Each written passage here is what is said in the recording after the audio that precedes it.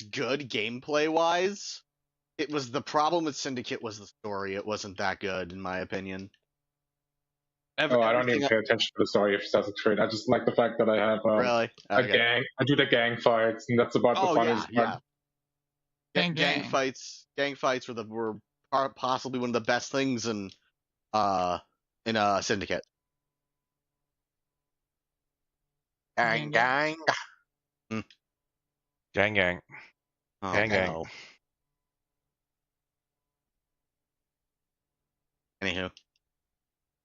Anywho. Ho ho. Yeah, and this is Ubisoft Quebec making this Shadows, which is like my least favorite developer for AC games. So this is kind of surprising to me too, in a way.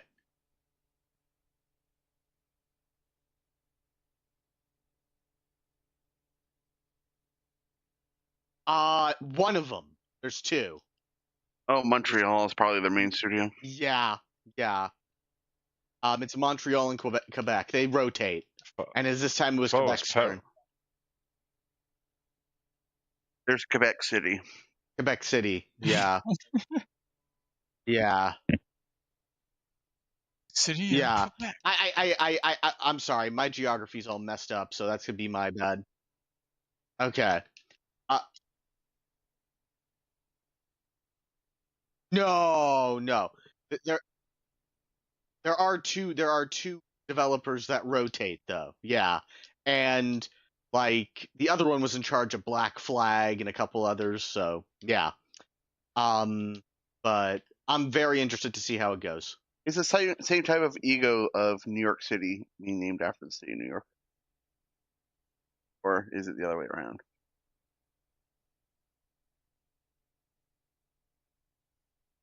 Huh?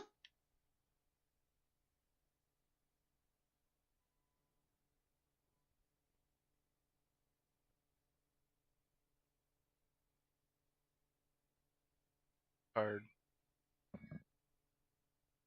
Aren't we always? Wait, what? D4. What did? Are they having bug problems already with the? That's annoying. What game isn't? Exactly.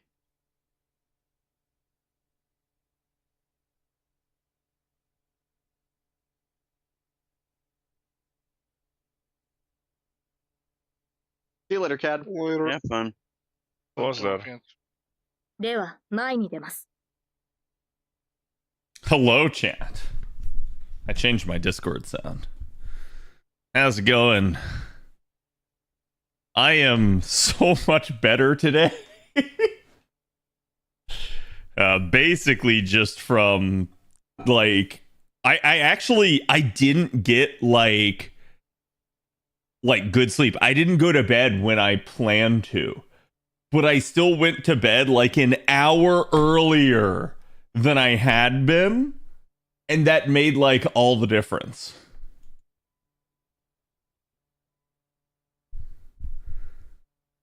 But the day off helped? Yes. Yeah, and so I have to formally apologize to everybody because, again, like, I am sorry that I keep missing Mondays. I don't know why that happens to me. It's just kind of been a thing here lately where, like, I don't know. Like, I'm somehow not able to, like, deal with it. But I'll talk about that here in a second. Let me get the tweet out.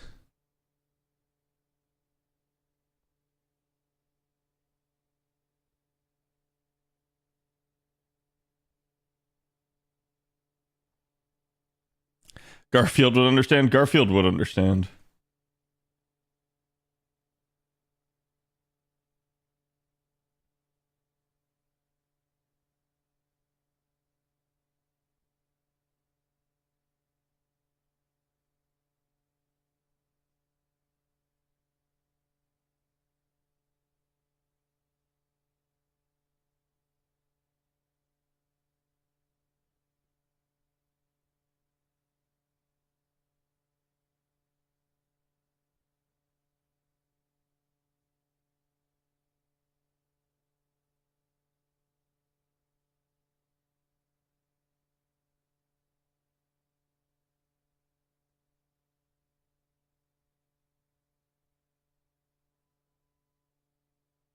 Okay.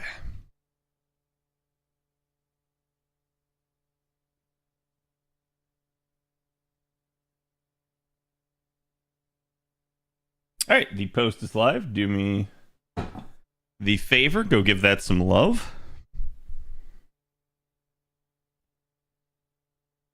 Let me grab you guys today's sauce.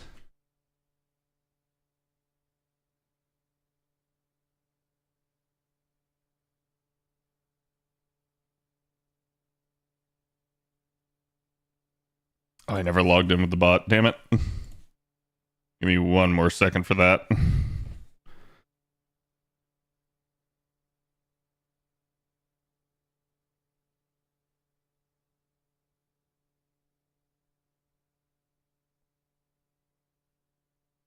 Binde over. Let's pull it up. Such a hilarious line.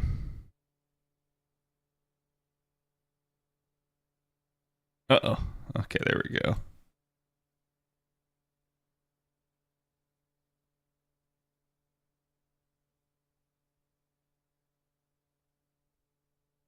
There we go. Stuff opened. Let me switch over here real fast. Hello, everybody. Okay. So, feel like this happens to me every year.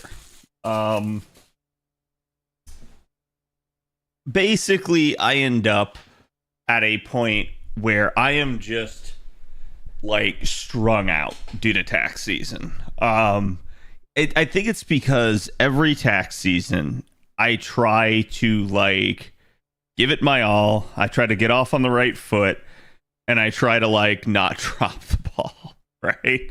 So like this happens over and over and over again to me. I keep trying to keep things going and prevent the sort of proverbial train from going off the tracks. And what I've learned at this point is the train will always go off the tracks. Every freaking year. I've done a pretty good job, honestly, this year. Because I haven't, like, crashed out. But I am at the point where, like, yeah, like, I was paying for it in other ways, right? So be it stress, be it lack of sleep, be it trying to juggle too many chainsaws in the air, that sort of thing. So, again, I am sorry. I keep missing Mondays with you guys. I don't mind taking a day off here and there, and I hope y'all understand that's like actually a good and healthy thing for me to do. But what I like to try not to do is I like to try not to consistently miss the same day, because it makes it rough. Like, some viewers can only view me on certain days. Some people can only be there during certain times. And so if I'm like, say, always canceling on a Tuesday, or ending stream early, or starting stream late, that sort of thing impacts you guys. And I try not to do that. I try to be all over the place with my, if I'm going to be tardy, if I'm going to end a stream early, if I'm going to miss an entire day, I want it to not form a pattern. Because I don't want people thinking, oh, Cad's not going to be on at this time, Cad's not going to be on this day, that sort of thing. Because I'd rather instead set the standard of Cad will be live, Cad will be on at this time, and then if I happen not to be one day, it's not the end of the world. And then the next day I am, right? Else more important than stream? Thank you. It's tough. I'm trying like to kind of keep things going and get the ball working or rolling. Which, like, one of the things that's been, you know, like for me here on like stream and kind of on the content creation side of things, I'm really trying to get the YouTube side of things going again. It is difficult. I feel like I say this all the time, right? But like the algorithm is fucking me, right? It is, but I don't want anyone to think that like that's not my fault. It is. I know it's my fault, and I know I have to do better, and I've just got to keep trying and keep figuring out what works. So that's kind of what I'm in the process of trying to do behind the scenes. I've been trying to come up with some interesting content ideas, trying to do certain things, but ultimately, at the end of the day, my foil is tax season, and the fact that I have to be at work for 9+ hours a day. It's really 10 because I have a lunch break, and even though I do get to come home during that 10th hour, I basically am very restrictive as to what can be done.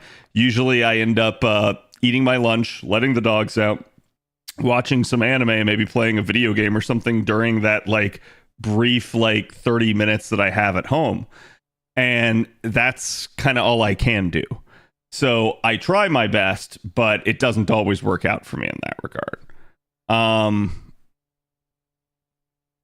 But yeah, I don't know. I got to do better. That's on me.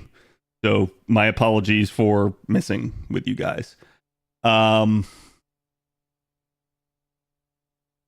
don't know what the future holds for me. I think that is one of my like scariest aspects right now as a adult is not knowing what my future looks like. There have been points in time in my life where I have felt like I knew. There have been points in time where I wasn't sure, but I was sure that things would work out. I'm not at either of those places anymore. I am unsure of what my future is, and I'm not sure it's going to work out. So that is definitely something that's weighing on me right now. I got to try to get to a better mental place on that. But that's also going to come with trying to get certain ducks in a row, trying to get my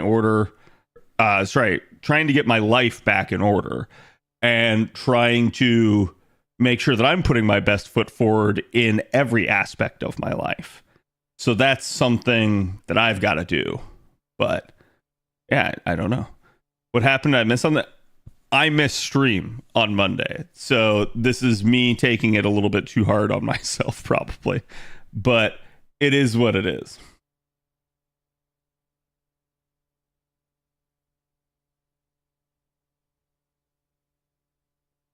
Catch you when you're available. Yeah, I know. I think the other reason that this bothers me is numbers across the board have not been good. Like stream viewership's down, sub numbers are down, viewership on YouTube's down, like everything's down. So I choose to take this personally. I choose to feel like it's my fault. There's stuff I got to be doing better, and I just got to keep trying so that I can be successful. It's the only thing I know to do. I don't think any good comes from just sitting there like blaming you guys. Like I do say something every now and then about like viewership if I'm doing something that is not FGO, because to me, I do notice a trend where people either leave stream when I go to Variety, or people go completely silent and don't talk. Those two things are troubling to me because it tells me that, for better or worse, you guys don't care about what that new thing is that I'm doing. I still choose to view this as it's my fault, because I have to find ways to make whatever the new thing is engaging, interesting, so that you guys feel like it doesn't matter what I'm doing. You can come around, you can come hang out, and you can have a fun time. Right? But at the same time, I also feel the need to kind of speak up and say something in those times, because I definitely notice sort of how do I put it? Like, kind of like a cascade effect where like one or two people will say bye and then more people will go. So that's why I say that, to kind of let people know, yes, that does bother me. I don't really try to hide it from you guys, but I do at least try to like power through and just kind of make the best of it. But it is something that, it kind of sucks. It kind of hurts, because it's one of those deals where it's like you feel like when you're a content creator and you're, you know, like you're getting views, you're getting people in there. It's like, oh yeah, hey, I'm, you know, I'm making an impact. I'm being like important to these people in some way, shape, or form. I'm either providing them info that they like or some sort of entertainment value. Maybe they're enjoying the stream. And then all of a sudden a bunch of people leave and it feels like a switch gets flipped and all of a sudden it's the reverse. Where now it's like, oh, like I'm just not important anymore. I don't matter. Nothing I say or do is going to make people like stick around or talk or anything like that. So like I said, that's on me. I gotta not get so mental about that, but it is what it is. I think that's something that every content creator deals with. And I know this from talking to other content creators, from watching them go through similar situations and seeing how they also act and treat such scenarios. So it is what it is. Maybe have planned breaks during tax season. I mean, I can do stuff like that. I think the issue with trying to take any sort of planned break is that for better or worse, well, I think some of you would understand. Experience has taught me that any sort of break that you take is literally going to have a what's the word that I'm looking for? An opportunity cost with it. And that's if you just take a really short break. The longer breaks you take, the more frequent breaks you take, the more it actually just impacts your numbers and people just won't show up. People will claim that they will, but that's one of those deals where I'm saying the silent part out loud here. You have to not trust what people say as a content creator when they tell you it's okay to take breaks. Those people aren't content creators. They don't know, and they don't understand that your audience will literally abandon you, for better or worse, right? And like I said, I don't take that personally. I think that's how the world works in a like kind of crazy way. It shouldn't work that way, but it unfortunately is. So it's like I don't mind taking a break now and then, but like I was saying before, it's like I don't want it to be a constant thing. I don't want it to be a like Cat always takes this day off or Cat always like doesn't do it at this time. But I have throughout tax season here about like maybe once every 2 weeks taken a day just to myself, beyond like taking, I usually take Sundays off unless we have D&D. So like that's kind of been my like rebellion against that, is like, hey, I at least need a day to myself type of thing.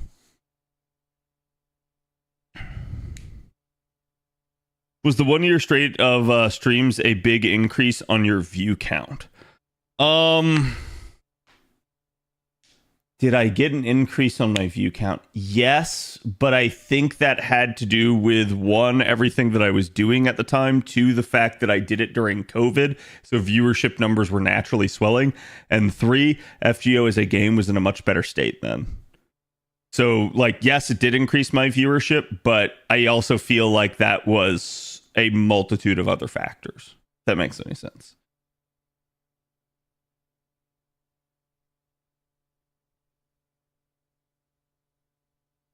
Is it really the case that how many times have you said this to us and we are always here? It's not you, Hardus. And yes, it is really the case. It's not to the people that are still here, right? If you're still here at this point in time, thank you. I appreciate that. I really do. Like, I mean that from the bottom of my heart. I cannot say that in any way that I think will convince you guys necessarily, but I really do mean that. Because if I had no one here, I just would not be streaming this, or I would not be streaming at all. So I would just choose to say like, oh, this isn't worth. But the fact that you guys keep showing up is the entire reason why I keep doing it.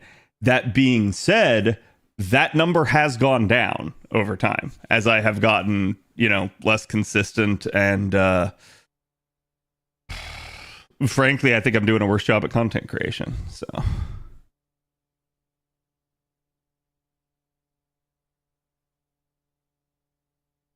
I'm in Cad's basement. I can't leave. Yeah.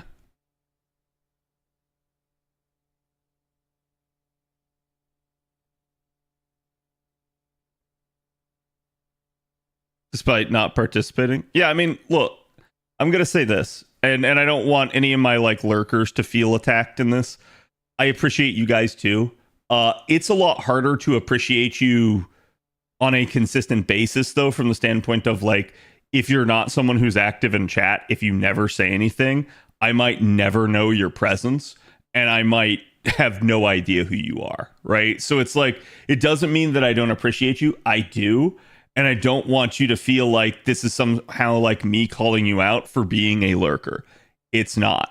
But what I have noticed is even my active people, like, so if I were to say that I had like, I don't know, maybe like 20, 30 people active in chat at any given moment with regards to like FGO, that number, if I go stream any other game, syncs to at best 5 people. At best. Okay. And one of those 5 people might be someone that came out of the woodwork because I'm now playing a game that they're interested in. So, like,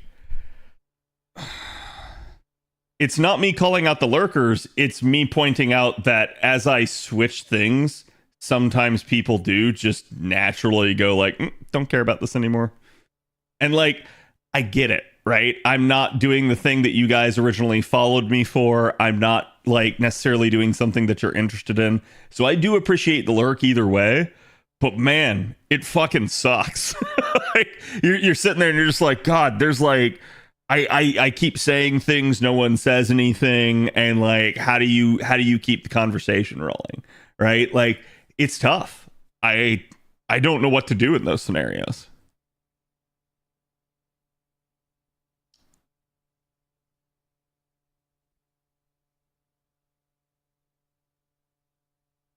Cat's attacking me live in 4K. Yeah. My main problem is just time zones.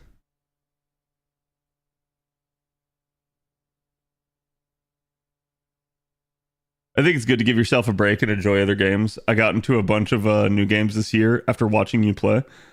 Honestly, that helps. I like hearing that because, like I said,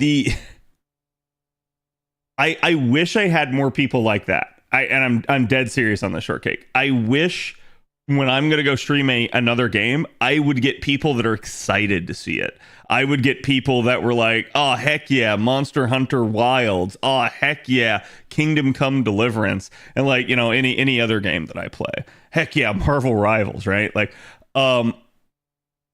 because my experience has been the opposite.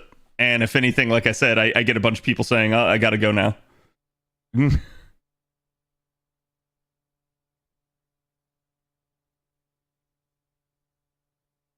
I wish new video games actually excited me.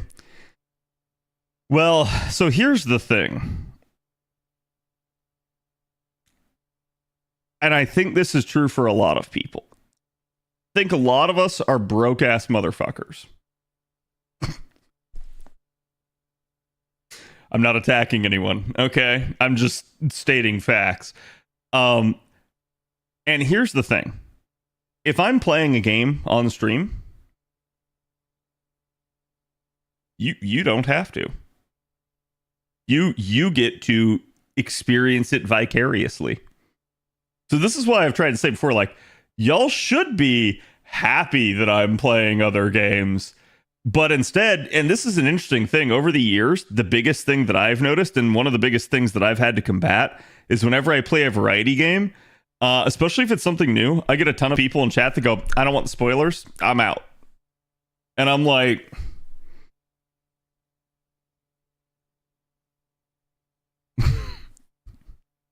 and I've talked about this before because, chat, whenever a new game comes out, I have to ask you a question. Do you think that I don't watch other streamers? Do you think that I don't watch other people play the new game and use that to get an idea as to whether or not I want to play the game myself? I don't spoil myself. Because if someone goes into like an important story cutscene or something like that, I might watch it for a couple seconds just to get a gist of like, oh, this is how they're doing cutscenes and conversations. This is how like the graphics to the game look and how the facial animations look. But I'll probably be like, oh, okay, they're doing important cutscene, and I'll tune out for a little bit, and I'll tune back in. And when I say tune out, I don't mean like I'll sit there and I'll like close the stream and I'll come back later. No, I mean like I'll just probably like switch tabs and just not pay attention to what they're doing. Okay? Because at that point, it's very easy for me to like watch gameplay and determine whether or not I'm interested in a game and kind of see what other people are up to.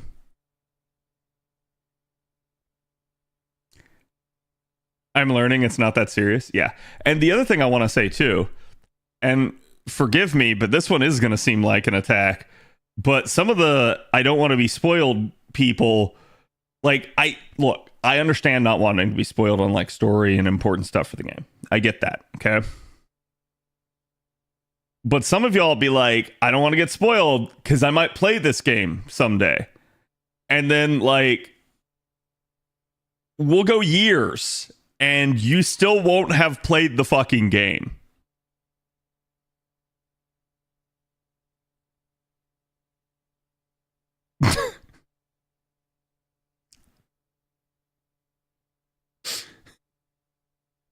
I'm sorry. Like at that point, chat, I don't really care anymore. Like, you're probably not ever even going to get the game at that point. Maybe you'll pick it up on Steam sale. Maybe. I still haven't finished Baldur's Gate 3. See?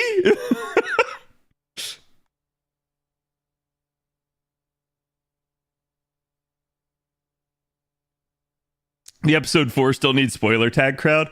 I mean, I think with all things, timeliness is the like best indicator. I get not wanting to get spoiled, right? But there is a point where like, so I'll give you guys an example, okay?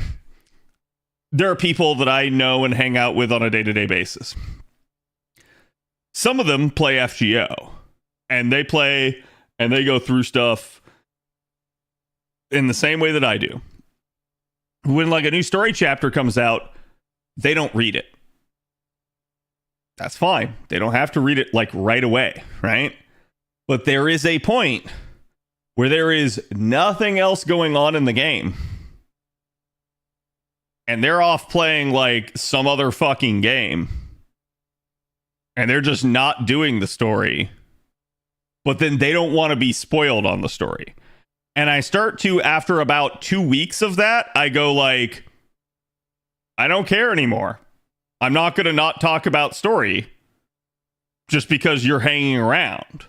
There's a point where I go like, listen, you're just willfully avoiding it. It's not like, hey, I'm slow, I've got other things getting in the way. Like, no. You're letting everything get in the way on purpose, and then you're still trying to hold everyone else hostage. At that point, it's like, nope, sorry, gloves are off. That one's on you, right? I think, and some people probably would look at that statement and be like, oh, Cat's a hypocrite because like he doesn't want spoilers for like NA from JP and stuff. You're right, but that's because it's an entirely different server, right? Like the NA people quite literally can't go like read the JP story without going and seeking out some sort of translation, or again starting to play on the server themselves and then, you know, getting third party things in order to be able to actually read it.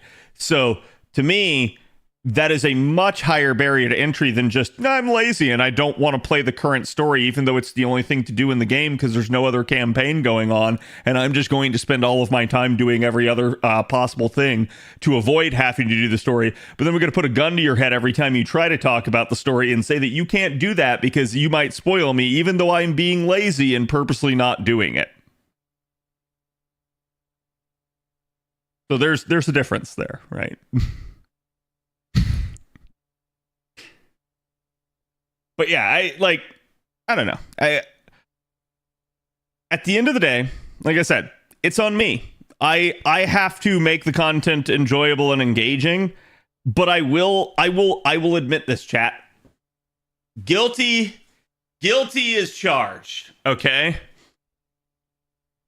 When it comes to some of these other games, especially when it's a like single player game,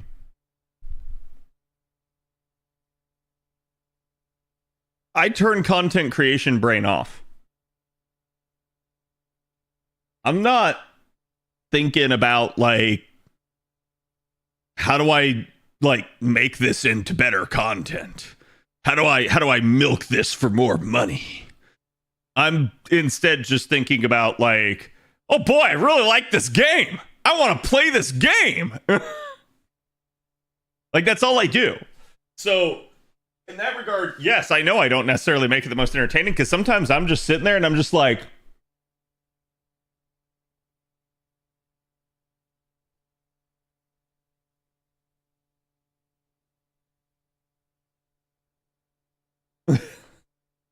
I'm just like you for real, for real.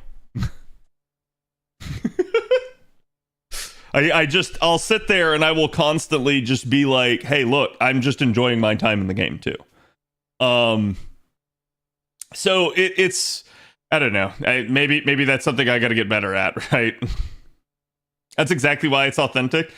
You're right. And thank you for that, because that is the truth. But unfortunately, for better or worse, authentic and just enjoying my time doesn't make it entertaining necessarily for other people. So I think that's one of the things that I have to like look at and I have to consider is like, do I need to make stream more entertaining? Do I need to make my content more entertaining? Do I need to up the bar? Is this all on me? Or is there stuff out of my control? Is there things that like are just naturally happening to kind of counteract me? The thing is, if there are things that are out of my control, things that are counteracting me, I can't do anything about those. Right? Like that is beyond my capability. And I don't need to be driven insane by something I can't affect, right? But on the flip side, I have control over everything I do, and I can try to do the best that I can in that way. Tiamat Thursday, Friday this week. Yeah, she's probably coming. I haven't looked at the dates. I probably need to.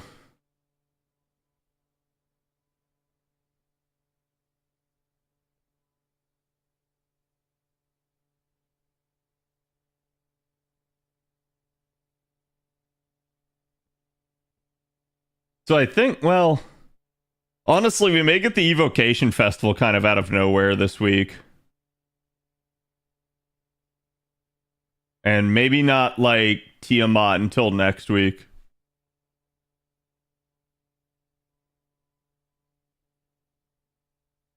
And by the way, I don't know if you guys saw, but they let me switch screens here. Get back to FGO, because I'm sure some people are like, oh, Cat's not on FGO. He's not on FGO. Here's today's artwork.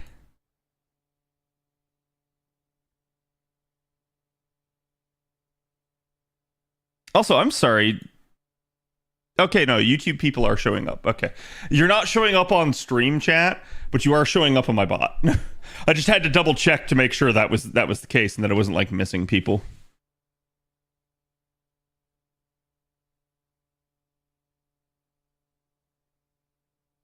It's also, frankly, the slow season for FGO, to be honest. Yeah, I'm just catching up on some of the YouTube comments here. Please, the Othwhite Fatalis and Frontier Monsters get into Wilds. Yeah.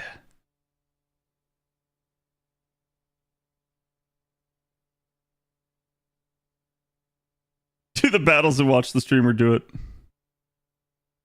Yep. But okay. I do appreciate your CAD talks. Thank you. I like.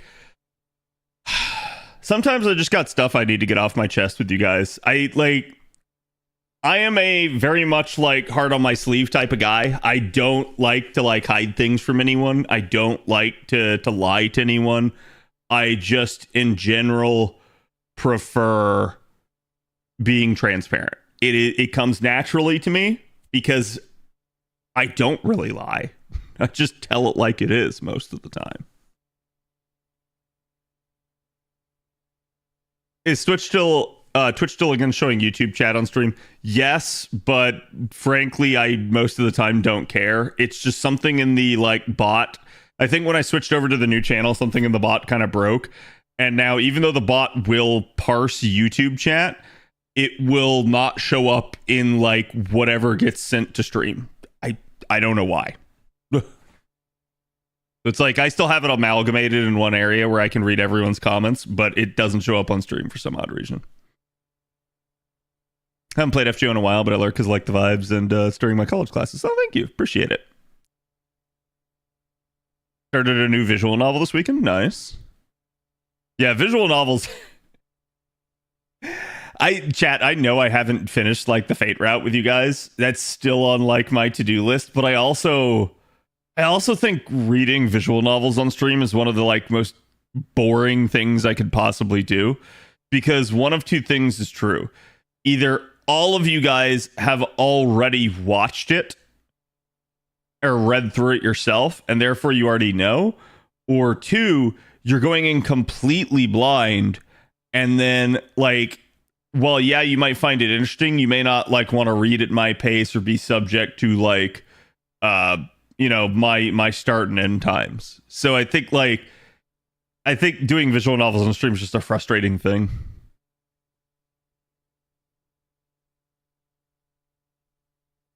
It is very boring, not gonna lie. Right. Yeah, that's like there's certain games that are really good for stream, there are others that are not. And it's really difficult to try and like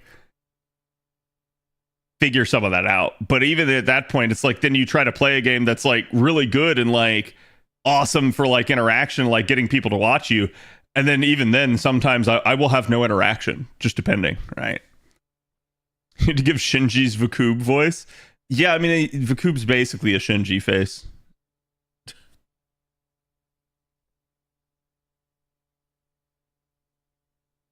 Bearded Amish, thank you for the 48. Jack, can we get some love for the 4 years for Bearded Amish? Or should we get to pop back on Twitch for the sub anniversary? Yeah, that's no problem. Like I said, part of the reason I stream on both YouTube and Twitch now is to give you guys the capability to kind of watch in whatever place is your preference. And to be fair, that may be like some of where like some of my lesser numbers have come in, is maybe some of you guys have migrated over to YouTube. But I don't know. I like it is what it is. Like I said, I've also chosen to kind of take it on the chin and say, if I wish to grow, there are things that I have to do better, right? Texas Tez will never be out of my brain.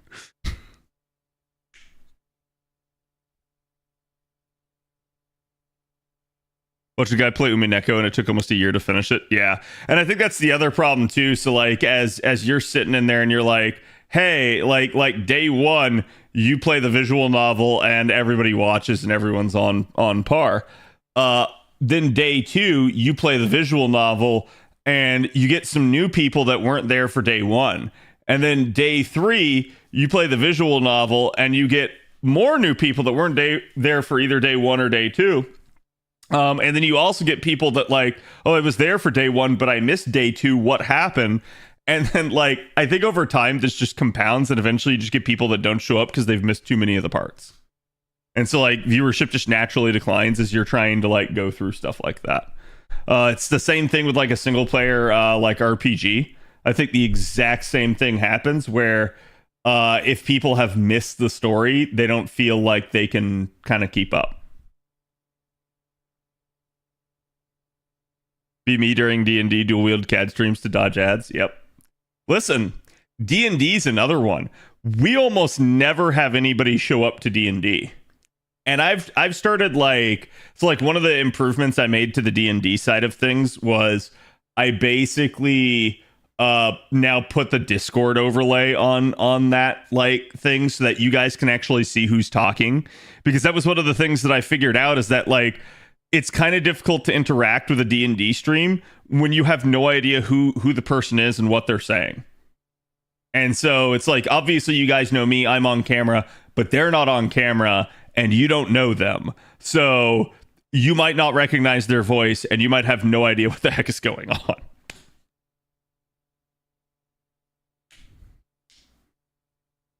Recaps help? Yeah, they do. And that could be something to think about. What if they buffed Lartoria's NP to extend the duration of her skill 1 by 1 turn? Would that partially fix her damage? Buff her NP to extend her skill 1 by 1 turn. Would that fix her damage? I mean, to a degree, yes, because then it would make it multi-turn and you could stack it, but that would be kind of a weird way of doing it. I'm not going to say they can't do it that way, just that I'm not sure that would be the best solution for it. I don't like Twitch ads and I can't sub, so I'm YouTube. Yeah, don't don't get me started on that, William. Like, obviously, to an extent, I should be appreciative of Twitch ads because I make money off of it. But like, I mean, I'll go look at my analytics right now. I guarantee you I'm going to get upset the second I do.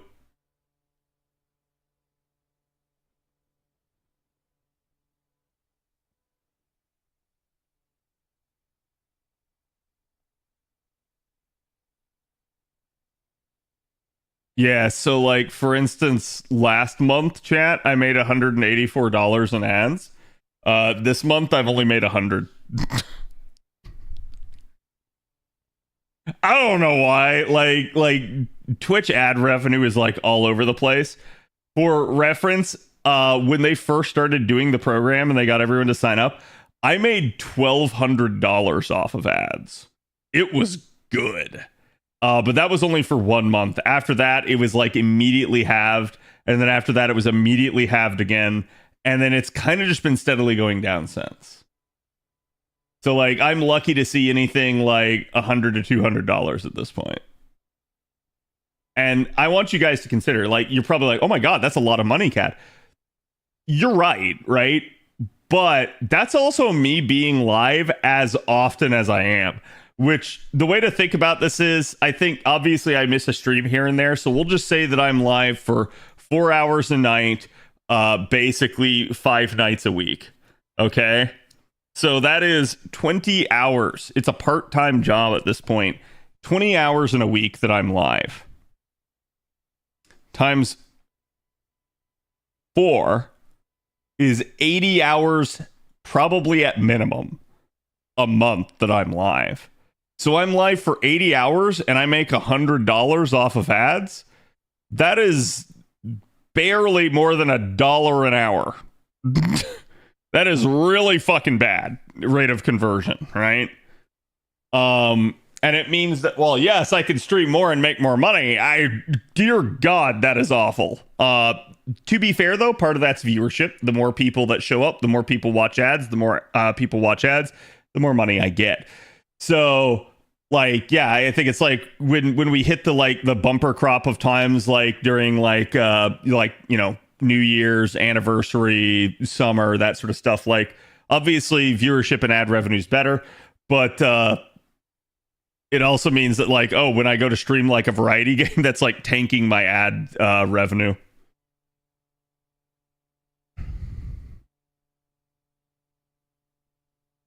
I thought we should work 120 hours now. Well, see, it's funny that you say that because while I did say that that's like 80 hours a month, right? It's probably far north of that. It's probably like north of 100 hours because I do weekend streams. And those weekend streams are never 4 hours. They're always longer. And at the end of the day, that is on top of my normal job, of which, like, right now I'm working 9 hours, not including weekend work. So, like,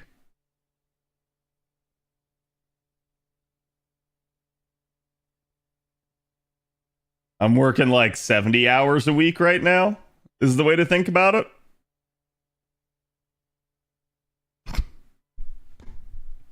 And that's like including stream, right? But in the interim, there is not a whole lot of like free time that I have, which is both good and bad. Oh, chat, the birthday boy is here. Chat, can we get some Feels birthday mans for Mr. Bob of the Mosses? Weekend streams are usually 6 or 8 hours. It's funny too because every once in a while, like I'm on and I'm on late, and like somebody comes in the stream to like, you're still live, and I'm like, wait, this isn't like that irregular for me. I very frequently have a weekend stream that goes like past 1 a.m. or 2 a.m. my time.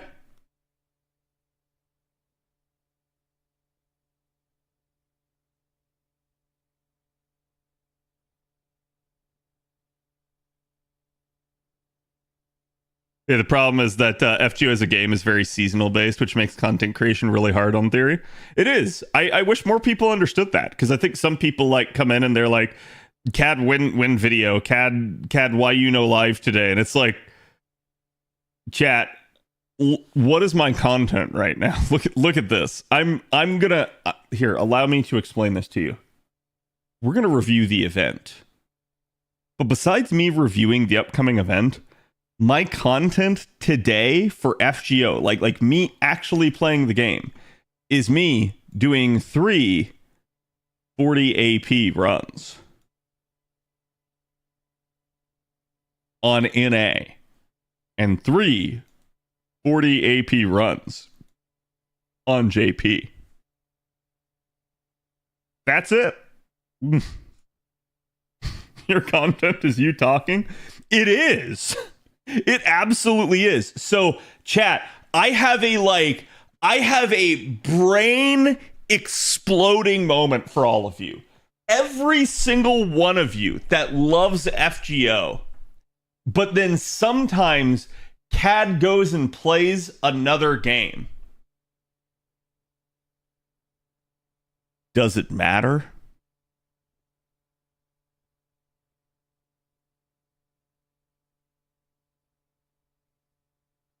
All I'm doing is talking while playing FGO anyway. It's not like I stop talking when we go to another game. Sometimes maybe I'll like focus a little bit more because I'm playing like an action-oriented game. But like, I shit you not. It doesn't matter. Because you can still come in. And this happens all the time, where like it'll be like a Sunday, I'm in the middle of D&D, and somebody walks into chat and is like, "Hey CAD, blah blah blah happened at FGO," or "Hey CAD, what do you think about this unit?" or "Hey CAD," like, it doesn't matter. You can always come ask me about this stuff. I've never told people like, "I'm not streaming FGO, so you can't ask me about that." I have told people like before, if they've like come in and they've been like, "CAD, are you going to cover this thing that happened today?" And it's like a non-FGO day, and I'll be like, "No, I'm not going to cover it today." But that's not me like telling you shut up and go away. That's just me telling you like, "Yeah, sorry, I have other plans for today." That's really all it is. You can play HSR and sit through 7 hours of useless dialogue content? No. I mean, I've already told you guys, like, so the reason I'm not like so many other content creators and I don't just go like simp on every gacha game is, one, I would like to have a future and not be broke. And two, I don't really have interest in other gacha games. That's the truth of the matter. Like, and to a degree, it's not for like lack of trying. I still remember like a couple weeks back, I got somebody to comment on one of my videos and they were like, "You know nothing about other gacha games. You're clearly just somebody that like has never played another gacha game ever before." And I'm like, okay. I'm like, clearly I've never played any other gacha game. It's not like my comparisons whenever we talk gacha mechanics aren't to some other gacha game that I've played. Yeah, I've never played another gacha game ever. Can vouch, Cat at least tried some of the others with us in VIP? I have. Yeah, like I've played more than people realize, and it's really funny. But it's like, part of it is also, chat, it's me like being like, "Oh, okay, this is some hot new thing. Maybe I should try this out. Maybe I should like like see what's going on with this game. And then after a time I go like, this isn't for me, and I stop playing it. So I'll always tell you guys where it's like, hey, like this is the way things were. Like if I'm like, say for instance, using like Genshin or something in a comparison, I'll talk about my understanding of it, but then I'll always be like, but things may have changed since then. Because obviously I'm still not playing the game. So like, who knows? Maybe they completely overhauled the system and I'm talking out of my ass. So I always leave it open for you guys to like call me out on stuff like that if I'm truly like just, like out to pasture. But at the same time, most of the time I don't get called out on that. So I assume most of the time I actually am right on some of the things that I'm talking about. And I don't mean like, oh, hey, like I'm talking about a like opinion type thing about like, oh, hey, here's how I feel about this mechanic. No, I'm talking about like, this is how this mechanic works in this other game, right? Like it seems like most of the time I'm not off base with that sort of thing.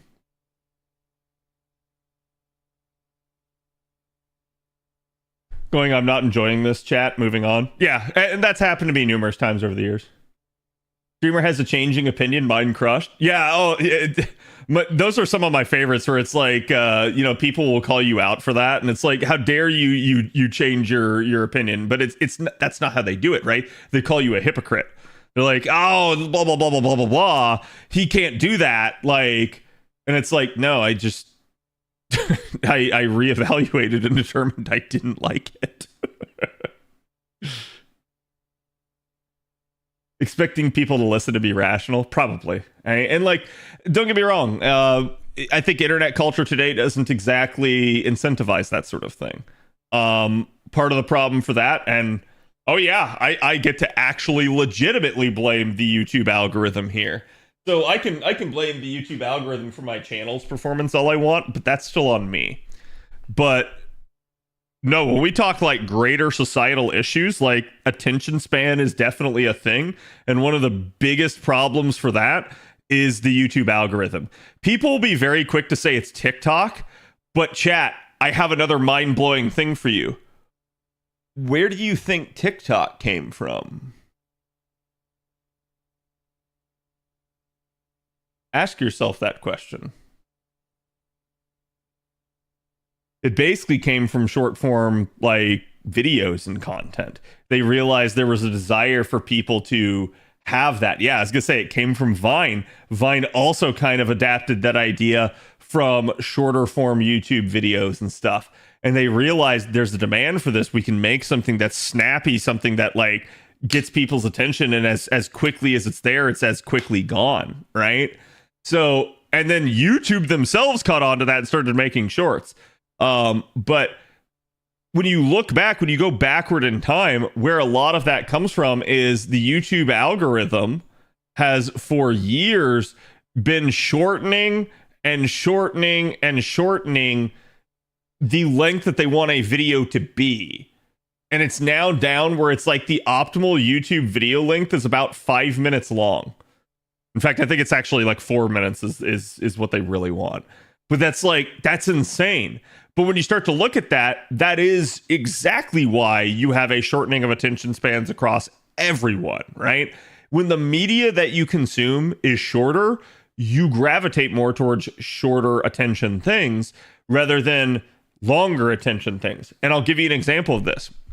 If all of you watch our TikToks and YouTube shorts, it's pretty difficult for you to sit through the Lord of the Rings director's cut. You probably find it boring.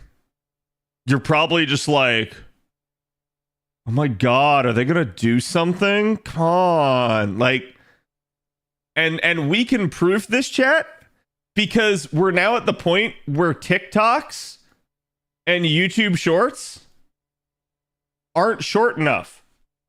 Allow me to demonstrate. Have you ever seen a TikTok or a YouTube short where the person is saying something or reporting some sort of like factual news, and then instead on the screen you have somebody running through a Minecraft jump puzzle, somebody doing like a dungeon crawler, somebody doing like, yeah, Subway Surfer or something like that, and all of a sudden you realize, or like they're sitting there and they're like scraping things and doing all sorts of like other things meant to visually stimulate you because you're mentally a fucking squirrel.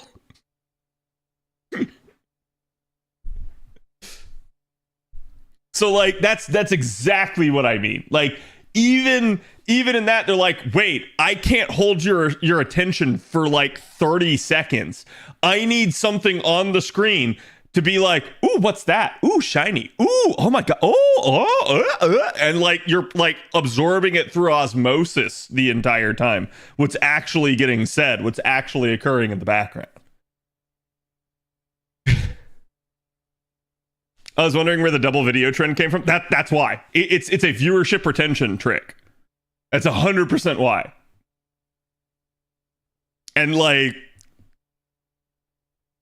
it's an attention span issue is why.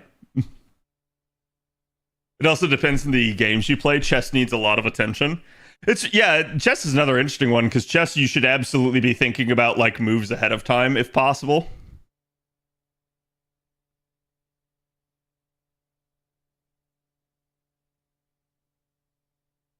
I play other games while listening. Yeah. I'm the same way, chat. Like, look at me. I'm playing FGO basically while talking with you guys and reading chat. And I very, like, quite literally do most of my time, like, actually, like, reading the chat rather than actually, like, paying attention to the game. It's only, like, right here with me using Cuckoo where I have to actually input somewhat complex commands that I have to pay attention to it. Otherwise, I'm, like, right back on chat. And I can play without very much, like, looking at the screen or anything. I got 3 screens of stuff going on right now. Caught. Understandable. Reminds me of Josh Strife videos recently having the DVD thing going from corner to corner. Oh, well, like, they proved it. So, Mr. Beast got called out for this a while back, but basically, if you guys remember, he did a video where he included an advertisement in his video. So it was a baked-in ad, right? And what he did is he put in a, like, progress bar on the screen. And he made it go, and he was, like, going like this. And they were like, oh, you know, like, the video, like we see it progressing. The video's going fast, so we don't need to skip this. And then, like, it actually pulled one of these where it started going like incrementally slower, and it got to the point where like, oh wait, you thought it was going to be like 15 seconds and it actually ended up being like a 3-minute ad.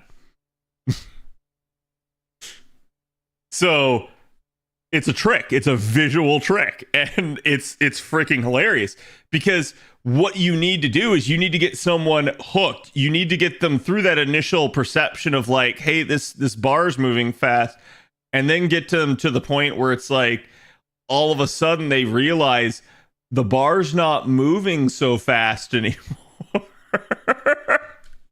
And you keep thinking, oh, but like like it's gonna end, and then you keep going like, wait, why is this taking so long? Surely it was moving faster at first. So yeah, that's all it is. It's just designed to get you over that hump and get you to instead pay attention to what's being said and turn your brain off from, oh, this is an ad, I hate ads, I'm gonna skip an ad. And then all the dislikes. Oh yeah, he got major trouble for that one. But it was like it was a pretty interesting trick until somebody caught on to it.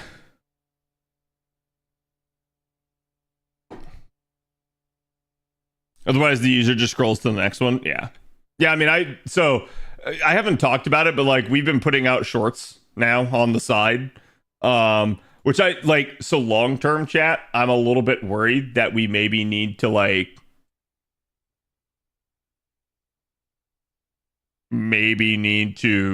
do something else and like have a like channel for shorts and clips and stuff, because I don't know that that's also just like the live stream's not going to eventually screw over the algorithm for the channel. I hate this. This should not be a thing. I shouldn't have to create separate channels for separate forms of content because YouTube evaluates all your content with one freaking set. Like that's stupid. I think that's asinine, and basically it shouldn't be a thing. Shiny thing isn't moving fast anymore. Yes.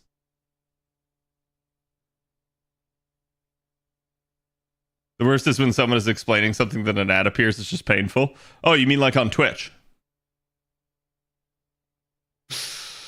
I understand Twitch wants to monetize, but they do such a shit job of it that they hyper incentivize people to block their ads.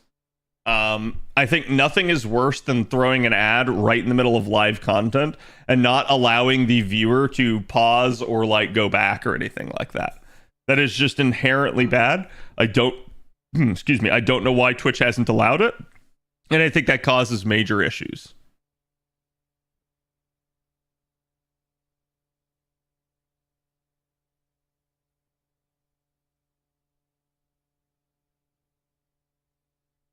That dog pile on you from the previous Monster Hunter stream would be a nice short.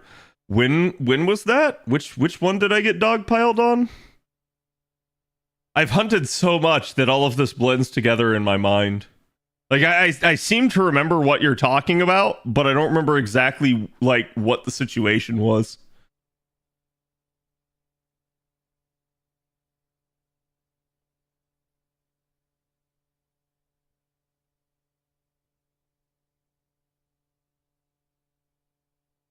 Oh, it'll overlap with this event, chat.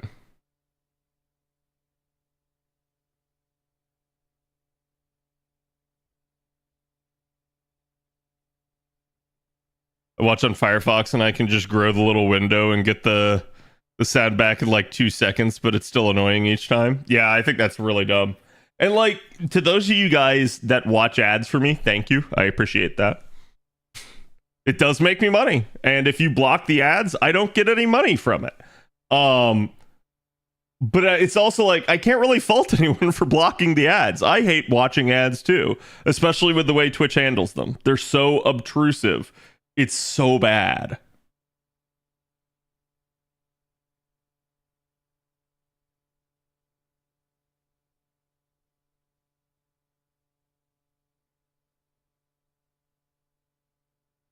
There we go. Pre-release is probably going to be this week, most likely. I don't think it'll be this week, but... I mean, well...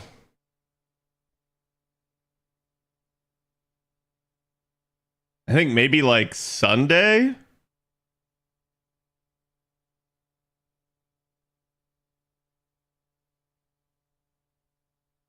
We got Anime Japan this weekend. FGO News there, I think. FGO News is there. Trubs will be live translating it.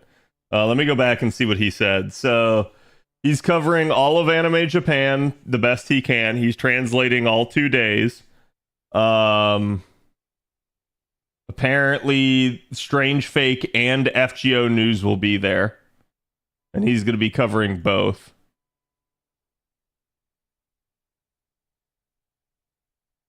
Kawasumi's gonna be there. Kanoeda is gonna be there.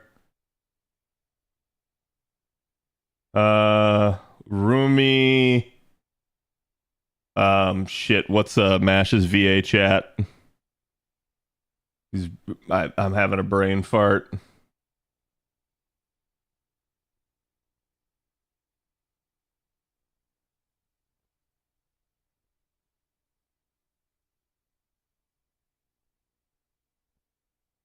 Ryu Takahashi. Yeah, thank you.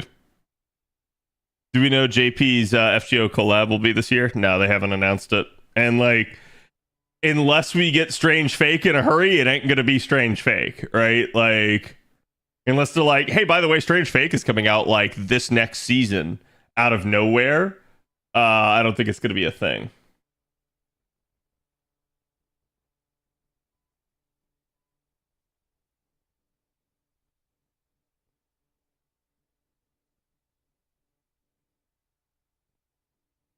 Oh, you know what, chat? Hold on.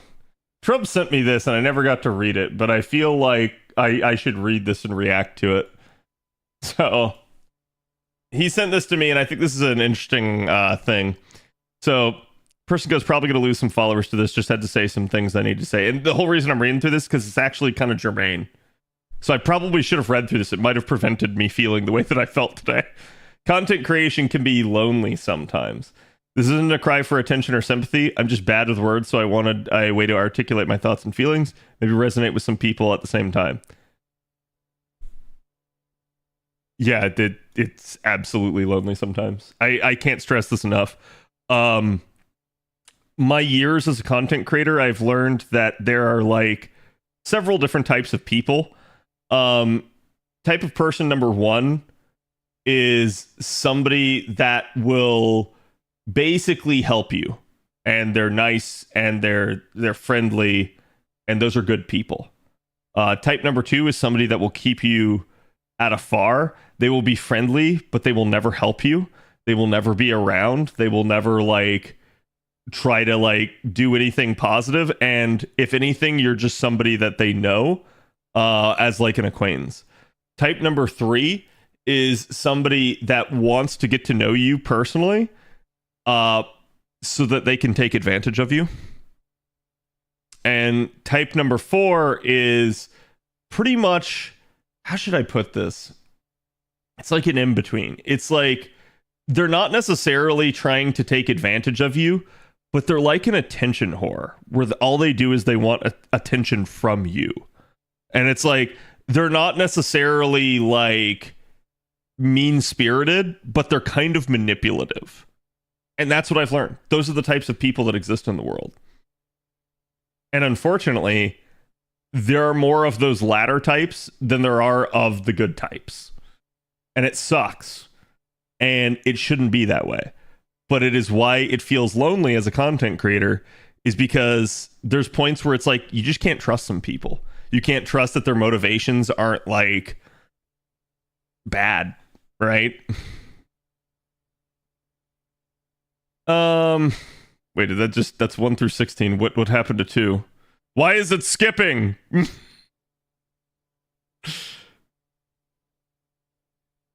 Okay. Maybe it's 4 out of 16 because it's 3 here. Maybe I'm just not understanding the convention. When I started my journey, I had no cares, no worries. Oh, yeah. Okay. Yeah, I know where this is going. Oh, man. I know where this is going. Every content creator goes through this. It's so fun when you first start content creation. Your biggest downers are the fact that, like, it's difficult to get people to watch you. But, like, it's fun because you're just having fun with it. And there's no, like, assumptions about, like, who you are, what you need to be doing. And so you just get to keep doing whatever the heck you want. And that's the fun part. So you get to tell everyone you're a content creator, but you're not much of a content creator. But it's still fun. So the fun of just doing... I didn't even read the bottom. The bottom is literally exactly what I just said. Okay. The fun of just doing whatever and reveling in the moment. It helped me to break out of my shell and learn to enjoy the company of others. I made some really great friends and developed a lot as a person. Yeah, so this is another interesting thing. Content creation made me realize that I am much more social than I originally gave myself credit for. And that throughout my life where I haven't wanted to be social with people is because I did not get along with those people. So I thought that I was extremely introverted. And what I realized was I'm actually not that introverted. I just don't necessarily like talking about my hobbies with other people because I know they won't understand and they'll judge me for it. I made some really great friends and developed a lot as a person. Yeah, I think that happens too. Like, I've actually learned to be more social as a content creator to some degree. I've learned how to handle pretty much every awkward situation that you could ever think to put yourself in. It doesn't make them less awkward. They're still awkward, but you get better at handling them. As I grew, I wanted to push myself to be more a part of the community and people I shared the space with. Yeah, that's also true. And now I know exactly where this is going.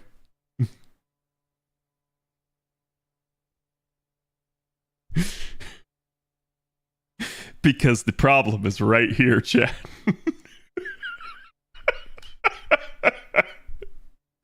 Oh, fuck. Over the next couple years, I made it my goal to be as social as possible. Yep. Okay, so I'll finish reading the slide. To reach out to as many people as possible, to form connections and work with other creators and build lasting friendships. Yes, absolutely yes. This is my origin story to a T. I started out getting to know as many people as possible and assuming the best in people, and like, man, it blew back. It backfired on me. It absolutely came back to bite me in the ass. So many times I have gone out of my way to try and help people and gotten burned for it. I have, over the years, reached out to so many other content creators and tried to help them. I tried to basically give them advice if I felt like it could help them. And you know, in some cases, people were reaching out to me in the same way, seeing my success and being like, "Hey, Cad, what do you think about this? Hey, Cad, should I do this?" Like, so that street flowed both ways, right? But then all of a sudden, I saw people doing scummy shit. Saw people trying to take advantage of other people. I saw people trying to manipulate other people. I saw people trying to backstab other people. I had the same thing happen to me, where people tried to manipulate me, take advantage of me, backstab me. And it really, really, really was something that just drove me up a wall. And it made me learn that, you know, those types of people that I talked about, content creators are those types of people too. So chat, I went from a type 1 person to a type 2 person. I went from the super helpful, nice person to I'm nice, but I'm distant. I don't help anyone unless asked. And the reason why is because of everything that happened here. I didn't go to the manipulative, like, asshole-ish person, but I went to the, like, I am keeping everybody at arm's length. I am not gonna, like try to reach out anymore and do stuff, because I've learned the more you try to reach out, the more people try to take advantage of you, and it gets really, really bad. And even in some cases, I had people that, regardless of whether or not I wish to reach out, they tried to force their way into my space. They tried to force an interaction. And I want to say this, right? Because some of that has happened with other content creators on this channel. I'm not talking about Trubs. I'm not talking about Creamy. I'm not talking about CZ. I'm not talking about any of my team members here. Okay. I'm not talking about Gotcha Gurus. I'm not talking about like anybody else that kind of regularly comes in here. Okay. If you regularly come in here, odds are I'm on good terms with you. Okay. But I have had people over the years that came into my channel and either tried to start beef, tried to be really passive aggressive, and like try to like kind of tell me I'm wrong on things. Or I've also had people that have frankly been rude as shit and tried to like come in and attention whore and attention hog. I can't tell you how many times that's happened over the years. And I want to say this, as a content creator, if you ever want to network with another content creator, go hang out in their chat. It is one of the easiest ways to network. It will absolutely make them feel special. It will absolutely help. I love it when people do that to me. But that's all you have to do. You do not have to self-promote, have to gift subs, have to donation spam to get your message on screen. I've had that shit happen. And I've had a content creator gift me an art piece that they commissioned that I never asked for, never wanted, and it was functionally a bribe. Okay? So I've seen that level of shit, and I've seen people try to bribe me and stuff for the attention of it over the years. And if someone knows who I'm talking about, then it's fucking hilarious, because as far as I know, this person's not around anymore. But like, God, yeah, like, it's ridiculous. And then and at least like I think one or two of the scenarios, I've had people that now they think worse of me because of my interactions with these people. Because like somehow I'm the bad guy. Because I wouldn't just let this person bend me over and have their way with me. Right? Where it's like, just be normal. Just be like an average guy or an average girl. Just come in, just talk with me, just hang out, just be chill, and we will get along fine. It's when the person comes in with an agenda and they're trying to do something and they're trying to force something, it will always backfire. And chat, it's not just in my chat. It's not just in my community. That strategy will 100% backfire in every community you try to go to. Every single one. I don't know why people try to do that crap. It's really weird and it's really off-putting. So it's one of the biggest things that it's like one of my biggest pet peeves. When I see another content creator trying to do crap like that, I go like, I'm just going to ignore him. Just going to ignore him. Just get the heck out of here. And if I have to say something, it's really bad. But you can capitalize on the drama. That's how most people are. I fucking hate drama. I do not want drama in my channel, if at all possible, right? Sounds like one of those parasocial people who donate $500 and think they own you. Yes! That actually did happen to me one time.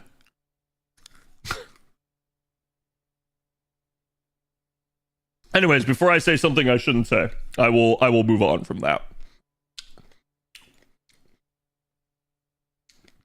I always tried my best for the people I met, doing the kind of stuff friends would do for each other. Yep. Cheering them on and whatever it was they were doing, taking part in their activities. Yep. Checking in every now and again to make sure everything was all right. Yep. But somehow, the harder I tried, the more alone I felt. Yep. Patch full of stories you have to tell us. Shadow, I'm gonna be honest with you.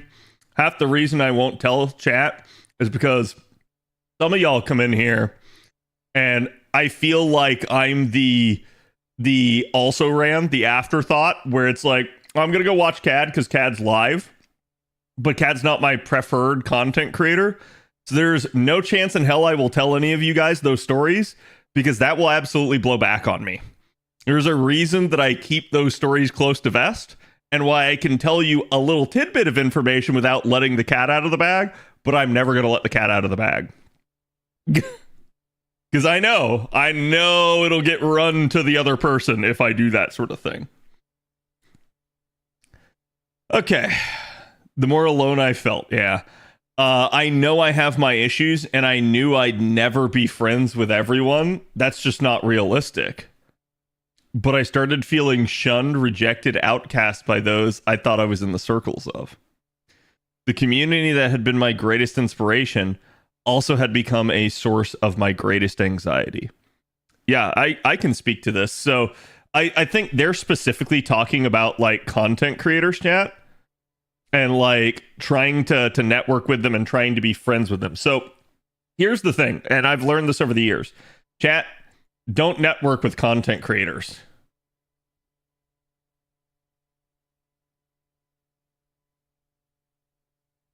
This is bad.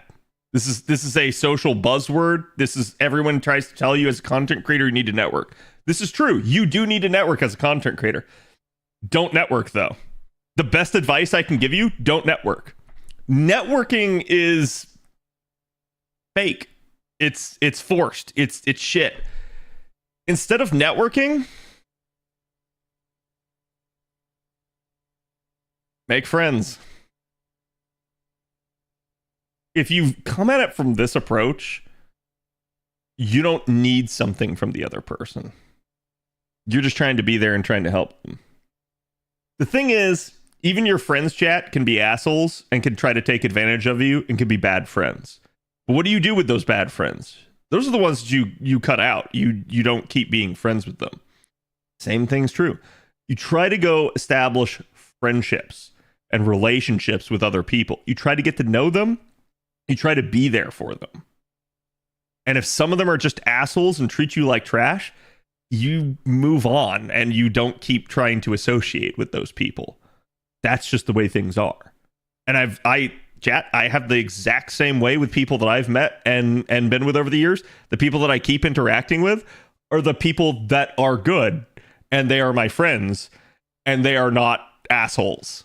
The people that I cut out, and the people that, like, they'll come around, they'll come, like, exist in my presence, they'll come talk to me, but there are some people that I just don't give two shits about, and I just don't, like, do anything for, because I know if the shoe is on the other foot, they don't care either. So it's like, I'm not going to be an asshole to them, but I'm not going to, like, waste any time or effort on them, because I know they're basically not worth it. And it sucks. It's sad that it has to be that way, because I think the way I form relationships with people is I go all in. So it's like, if I get to know someone, if they're my friend, I treat them as such. I worry for them. I try to be there for them. I try to offer them my advice if necessary. And I will try to do what I can in my capacity without shooting myself in the foot, right? Like, it doesn't mean that I haven't. Every once in a blue moon, I'm pretty sure, and this doesn't get said a lot, but there are times where I've had to take one for the team a couple of times, and I don't really talk about those times. But it is a thing, right? I think it's one of those deals where it's like you do what you need to do for your friends, right? But that's also where they've proven themselves worthy of that, rather than like somebody that's, again, like, oh, they're just going to take advantage of you, or they're just an attention whore and they just want your attention, but they don't ever want to, like, put anything in.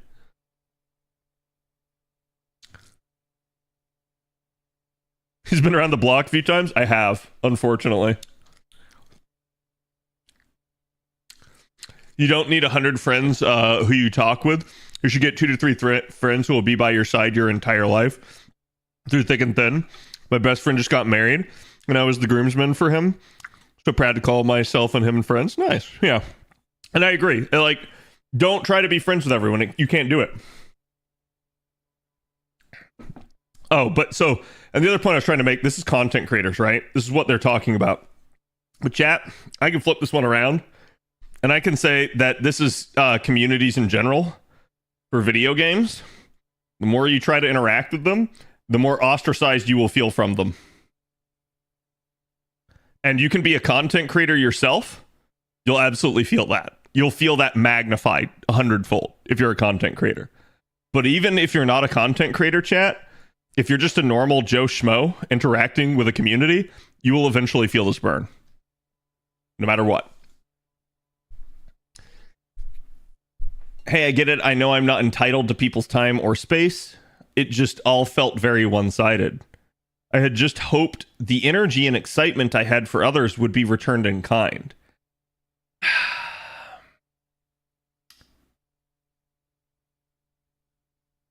Especially seeing as a lot of these people on the surface were all smiles with me. Yeah. God, this is sad. It's sad, but it's true. Like, you hope this, it'll never happen. It's unrealistic, unfeasible. Your hope is that you can find people that match your energy. Most of the time, they won't, and that's fine. But remember what I talked about. There are, like, the friends that'll help you, and they're really good people. But then there are people that are friendly, but they're distant, and they won't help you. That's what a lot of this is. And that's why, like, me becoming, instead of type 1, becoming the type 2 person, that's exactly what I'm talking about. That's a learned behavior, and it's also a self-defense mechanism. It's something you have to do when you're dealing with these types of people. Especially seeing as a lot of these people on the surface were all smiles with me. I can't tell you how many times I've seen this crap, chat. I have had to cut out other content creators from my life because they are so happy to see you. They absolutely want to see you. And it's so happy that you're here. I can't wait. I can't wait to absolutely just like do everything with you. You know, like, hey, could you just turn around for a second?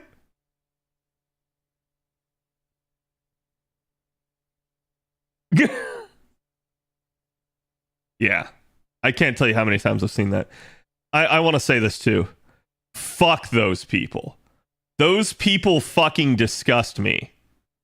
Okay? I'm not going to say that, like, you can't, you know, like, you don't have to be, like, ugly or mean to someone's face if you don't like them, right? But fuck those people. These people are snakes in the grass. These people will get what's coming to them one day. Rest assured. And I'm a believer in karma to an extent. Every time these people try this shit, where they try to like manipulate someone and be all like happy to their face and then stab them in the back the second the person turns around, it always comes back to them. Always. And chat, just in my time, some of the people that have done this to me that I've had to cut out, every single one of them, karmic feedback almost within like a month. It just, I've learned people that are like this, they absolutely keep kind of courting danger. They'll sit there, they will tell lie after lie after lie, they will manipulate, they will try to work those angles and those relationships. And usually when you're pissed off at them for doing that, you're not the only one.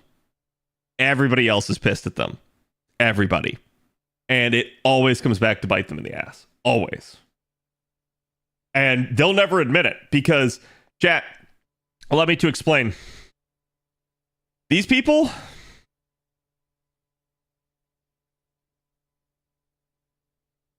they are narcissists. 100%. Everything's all about them. Once people start comparing notes, it's all over for them. Yep. Okay. But yeah, like I said, you hope people are gonna return it in kind, but they don't. But it is rarely the case. It is. Like I said, and I've managed to find a couple content creators over the years that I really like doing stuff with. I need to do more with them.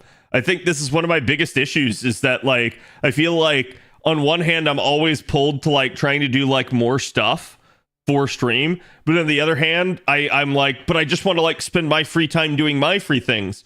And then on the other hand, because somehow I'm like a mutant and I have a third hand, I'm like, no, more day job, more work. So like I never get to do things. I have turned down numerous like collaboration opportunities over the years, mostly because I just can't do it. Like I don't have the time. And I'm sure to some degree people probably think I'm selfish because it's like, oh well, I can only do it at the time that I can do it. But I'll explain this to you guys. I only can do it at the times I can do it. That is just how my schedule works. I don't have the liberty necessarily of taking off and doing things at the exact same time as everybody else. That being said, as an example of this, every stinking time I take a vacation, I immediately turn to Trubs and I go, hey, you want to do something? I have off. And I want to say at least the like past 2 or 3 vacations here, I have appeared on Trub's stream during my vacation. Because I just went like, oh yeah, I have the time to do it. I need to do better. I need to get like other people in there. Like I probably need to like go do something with CZ and stuff every now and then. CZ's time slot is a little early for me on vacation. So that's probably one of the issues. But like, no, I need to be better about this. I need to be networking more in that regard, right? And when I say networking in this sense, I mean with my friends, with people that I know, with people that I trust. I do need to do that more. Because those are the people that are worthy of the like the collaboration. Those are the people that are like, I think like I need to be helping them more, right? I need to be giving back to them whenever possible. He's also recovering from surgery as well. Yeah, I know he's been going through a lot. But you're saying someone else needs to get to you before Trubs does. No, because there's no reason that I can't do multiple things, right? But yeah, it's rarely the case that people return any of the energy that you send them. And I can't tell you how many times I have tried to get to know somebody out there in the content creator space and been completely ignored. Completely ignored. I watch creators vibe and collab in circles I thought I was a part of, but I never seemed to get invited or have the creators I thought considered me as a friend and that trust me as much as I trusted them show the same interest in me. And I do want to say part of this is like, it's kind of a sin of omission, right? Where like, it's not necessarily you committing a sin. It's you forgetting to do something. So it's like, you'll sit there and you'll be like, hey, dude, we should do this. And you're like, oh yeah, that's a good idea. Let's do it. And then you do it. And then like someone else is like, why didn't you invite me? And you're like, I didn't even think about it. That's really all it is. It's not like, oh man, I schemed this to try and keep you out of it. It's like you just sat there and you were like, oh, I'm sorry, I was totally stupid. And I've had this happen over the years where it's like for instance, let's say I'm like playing Marvel Rivals or something with Trubs, and then someone else like comes in and like, hey, can I play too? Fuck yeah. Like you guys have seen it. Like I've allowed like Musaki, I've allowed Simon, I've allowed Fox, I've allowed like CZ, like everybody in to play with me if they want to play. It's not about like me being like you're not invited. It's about me just basically being like I want to do this and I'm going to do it, and then like you forget to invite anyone. That's really all it is. So, like, I don't think it's necessarily a trust issue, but I do agree. I think this is extremely bad in the VTubing space. VTubers are fucking horrific about this because VTubers absolutely do set up planned collaborations and they try to have, like, multiple people on there at the same time, and then they don't freaking invite people. So that one is a thing. That one is a like egotistical, I'm trying to keep you out of my group type of deal. And I think that's stupid. I think that's where a lot of the drama in the VTuber world comes from. And it hurt to feel like I was in this community that on the surface was so welcoming, to feel like I was doing everything right, to then be pushed aside for reasons I couldn't understand. So I can also tell you like right here, your first thing, like let's say you don't get invited to a collaboration that you really wanted to be a part of. That's fine, right? VTubers are sometimes beholden to their management company though too. No. I think that's only corpos, and I think corpos having their own set of rules is what it is, but everyone's aware of what those rules are. And so that's rarely an issue, right? Like if it is, it's publicly known and stated, rather than like what she's talking about is just being simply ostracized. And I think that is a thing with non-corpo VTubers, right? So I think like trying to excuse VTubers by saying, oh, sometimes they're beholden to their management company is like, yeah, 1% of VTubers are that way. The other 99% are not, right? Like it's basically kind of trying to excuse a major issue in the VTubing community as a whole.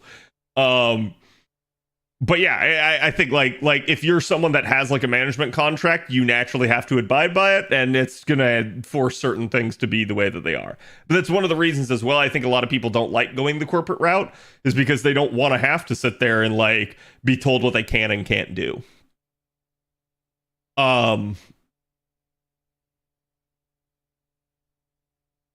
Feel like I was doing everything right and then be pushed aside for reasons I couldn't understand. Yeah, like I think some of this does happen, and I'm gonna say if you feel like you've been pushed aside, what you should do, you should wait until the collab was over. Okay? Hear me out, chat.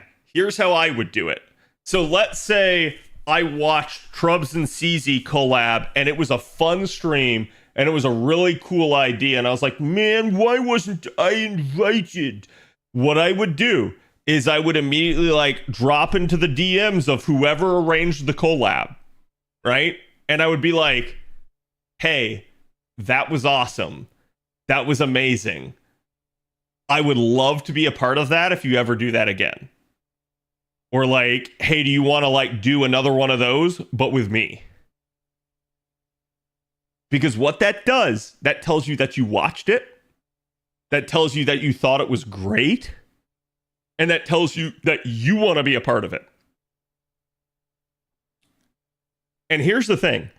If then they tell you no, they ignore you, or they basically just kind of be like, yeah, maybe, right? Like, and they kind of play you off, but they don't give you anything concrete, then you know. Then you know you were ostracized, okay?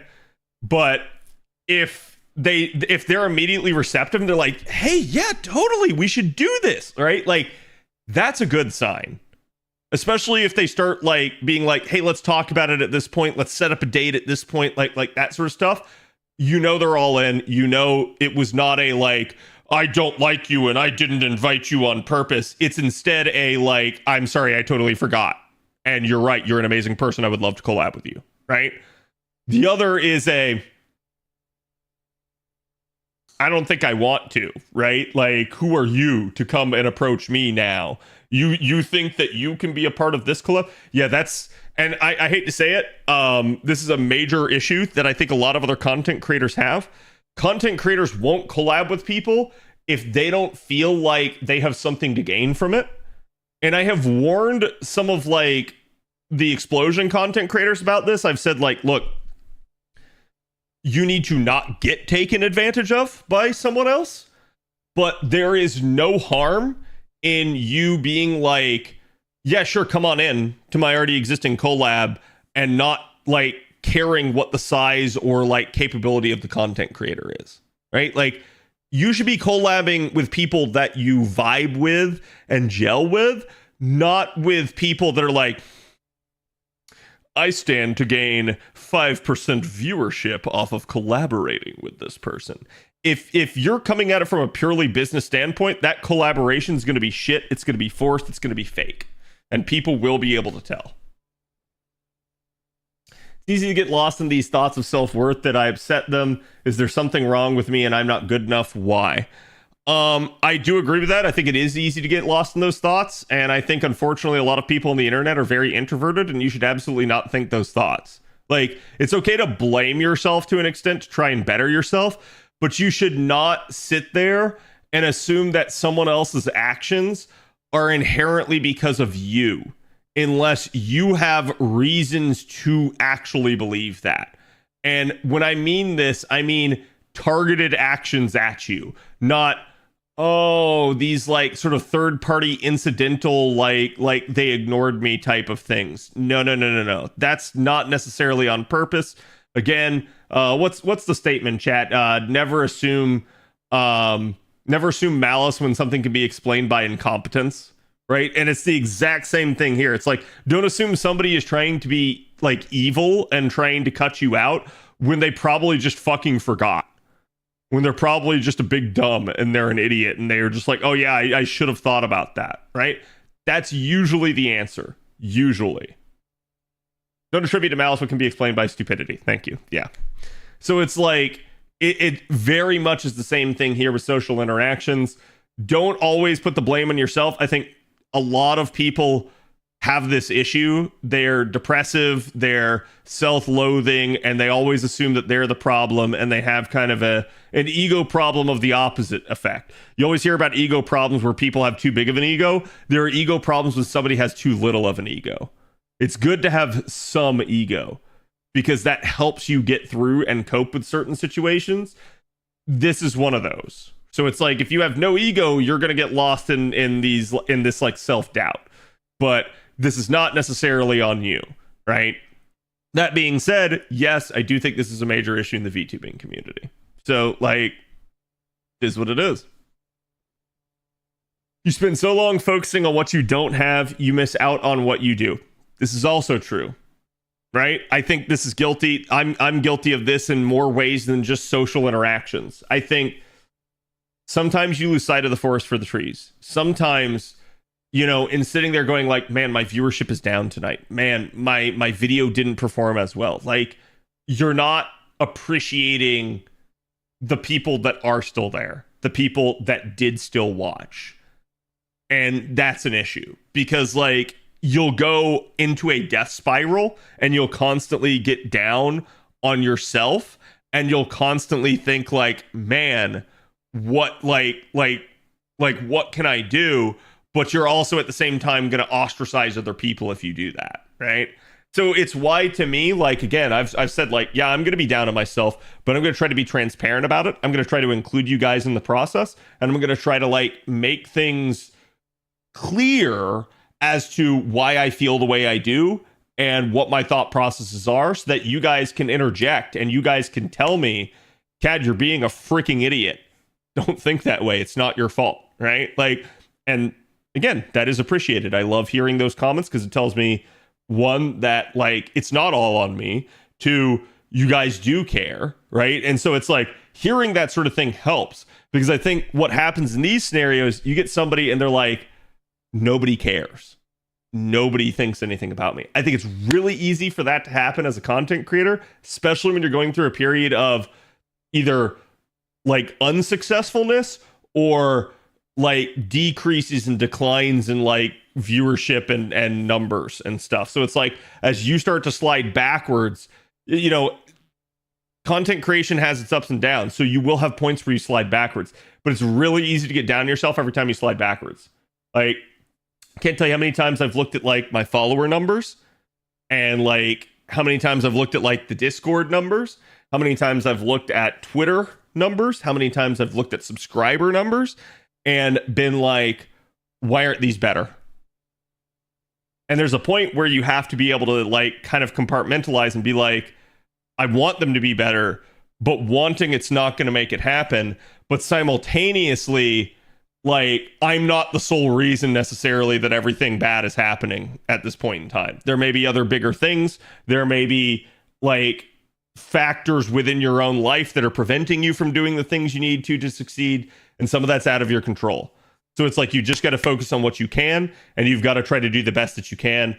And you got to say it like it's not all my fault. And like just kind of keep trying to put one foot in front of the other. Just keep trying to progress and go forward.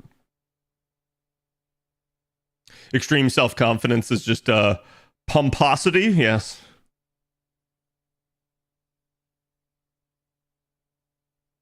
Focus too much on numbers, yeah. I learned to stop changing myself for other people, that you need to focus on people that value you the same way you value them. It's easy to forget that every person that turns you away, you've likely made a couple other friends along the way.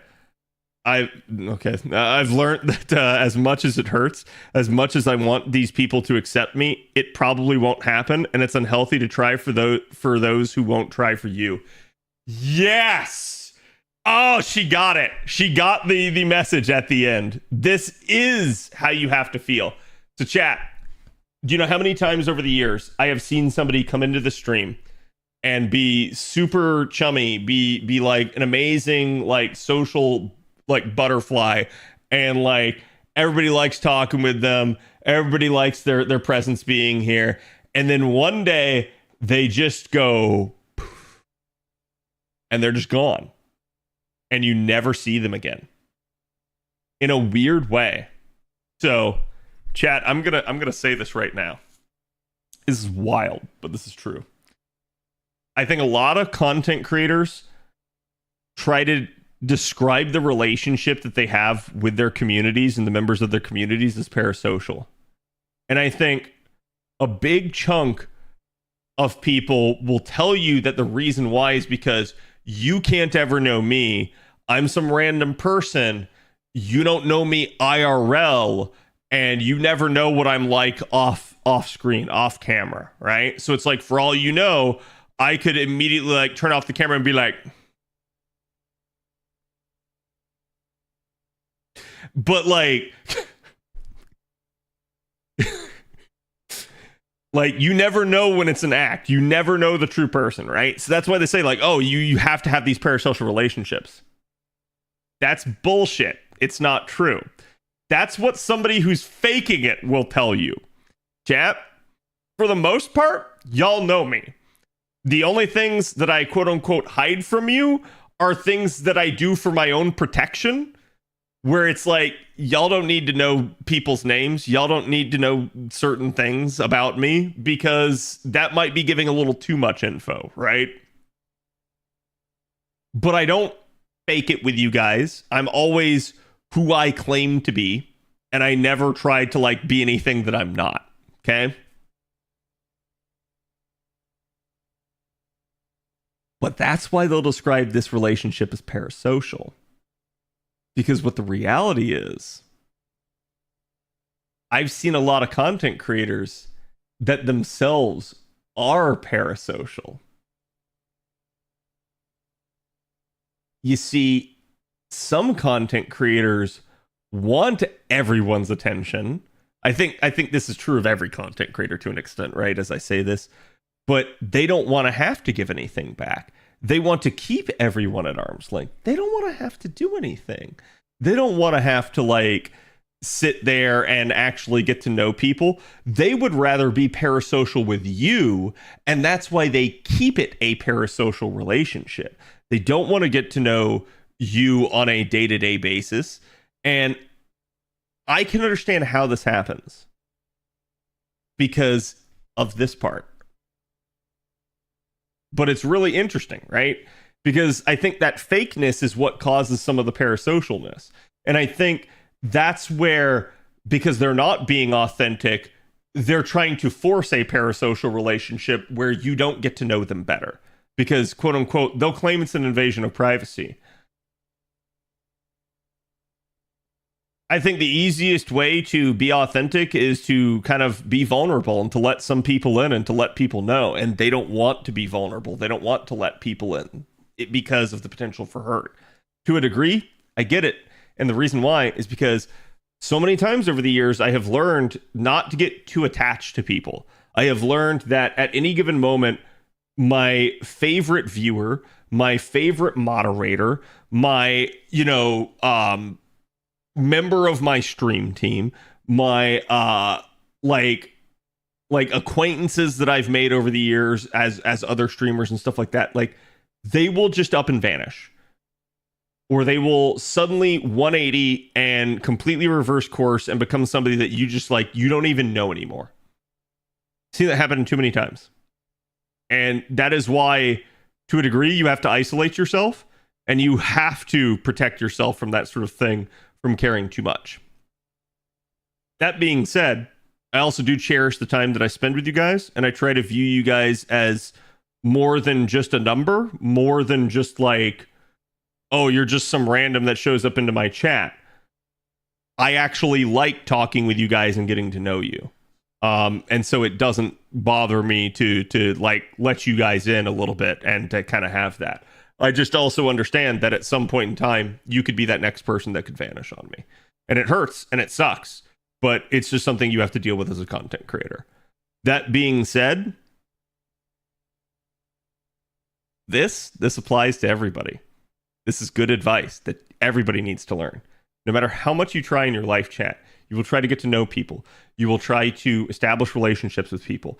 Some people will always keep you at arm's length. You cannot force friendship on anyone. You cannot force a relationship on anyone. They will absolutely keep you away. Some people will let you in more than others. Some people will kind of be like cordial with you. They will be friendly with you, but they will never let you in to the extent that you might want to be. And it's unhealthy to keep trying. And furthermore, it doesn't matter. Sometimes you want to do right by people. Sometimes you want to help them. But this is a lesson. You shouldn't try for people that aren't going to try for you. What do I mean when I say that? Why should you put yourself on the line? Why should you go all out? Try desperately to maintain a friendship and a relationship with somebody that won't be asked to do the bare minimum to maintain the relationship themselves. Unfortunately, chat, I have former friends that are this exact way. They make excuses. They will tell you lies to your face.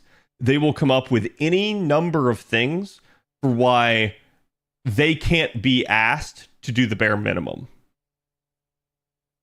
And you just have to accept at a point, those people are the way that they are. You don't have to be an ass to them. But you shouldn't lose an hour of sleep over them. You shouldn't worry about them. You shouldn't try to go out of your way for these people. Because if the shoe is on the other foot, they won't do it for you. So you help those who quite literally will help you. You befriend those who wish to be friends with you. You hang out with those who wish to hang out with you. And that's the truth of the matter. I gotta ask, what exactly is parasocial? Heard the term and kind of get the gist of it, but still never an actual definition. I'm not sure I can precisely define it. Just that being parasocial means that, like, hey, I'm socializing with you, but I don't want to know your name. I don't want to get to know you in any way, shape, or form. So, like, we can hang out and we can talk together, but I don't want to know you and you don't get to know me. Think of it like speed dating with no names. The way it is.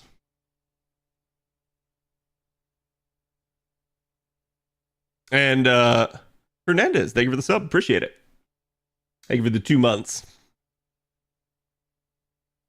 This is why I don't want to pursue content creation. It doesn't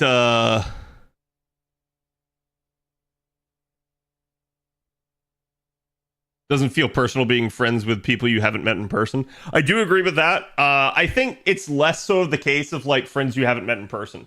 Chat, so this is actually really funny. There is only one singular person that has ever met me. Ever. And that person went out of their way to meet me. Now, that being said, I also let that person meet me because I knew that person. And that person was Maestro. If any of you guys have ever seen him lurking or ever had the, honestly, the opportunity to talk with him. Maestro's a great dude. And I had no issues with meeting up with Maestro. Right? There are other people in VIP. I would have no issues meeting up with them. Now, if one of you randoms in chat was like, hey, I wish to meet up with you, Cad, I would be like, how well do I know this person? How do I know they're not going to try to axe murder me? Right? How do I know they're not going to show up with a gun or something like that?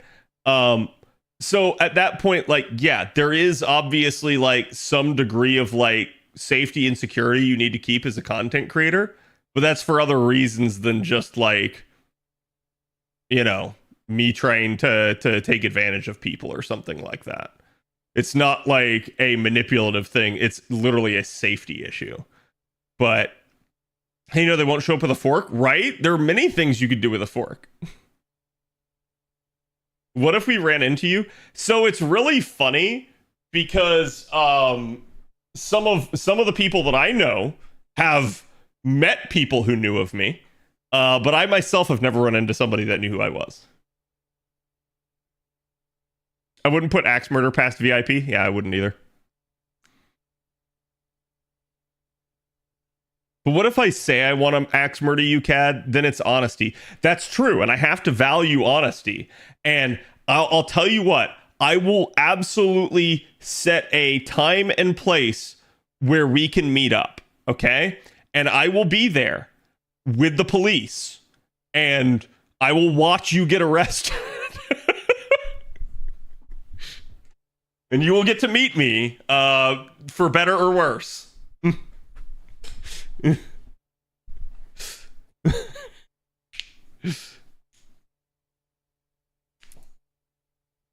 I will bring a shovel. Okay. Yeah, and then what? Someone else is going to bring the rope. Can you IRL stream it?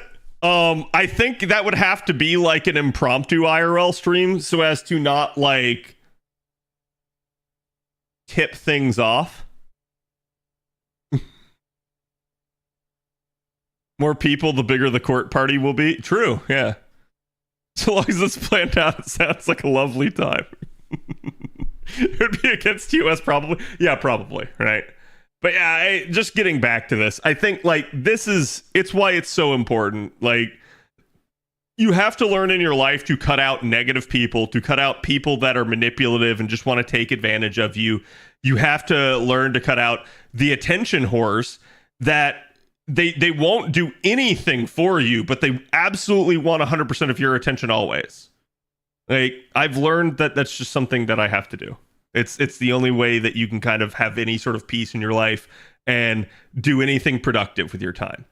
And I'll say this, chat, for every single person that I've had to cut off in my life, not even once have I been proven wrong. Never have I been proven wrong for doing that. I have never cut somebody off who didn't absolutely deserve it.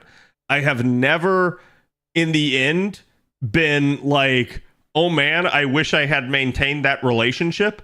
I have never, like, basically been, well, I shouldn't say never, but like, I basically each time have noticed that the second I end up cutting the person off,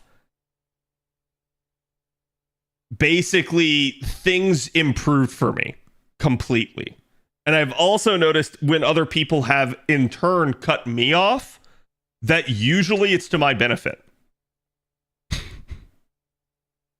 Because I've had that happen too. I've had a couple of people that I think were thinking somehow I was being manipulative and I was being the problem. And then it's just me kind of minding my own business. And the second I'm gone, the second I'm out of their life, I think both sides' relationships improve. So it's like, I guess at that point, it's just like, it's a toxic issue is sort of the thing.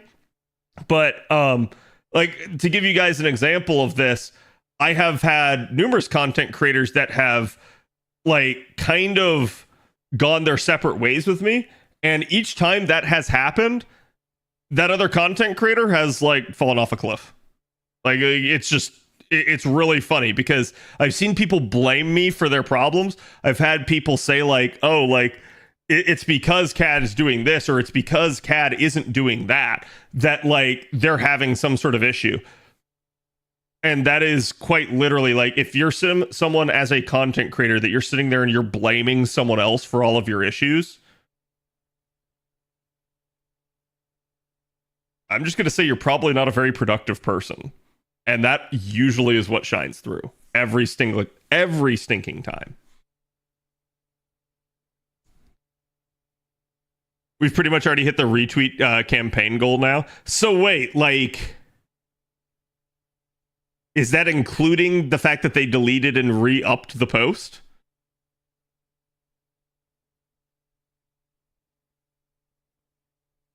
Something heavy was happening? Oh no, I was just reading this post is why, and kind of reacting to it. Without the 5K missing, no? Okay. It's harder when those people are family though, Sag. It's really hard when those people are family. Really hard. I'm going to say this.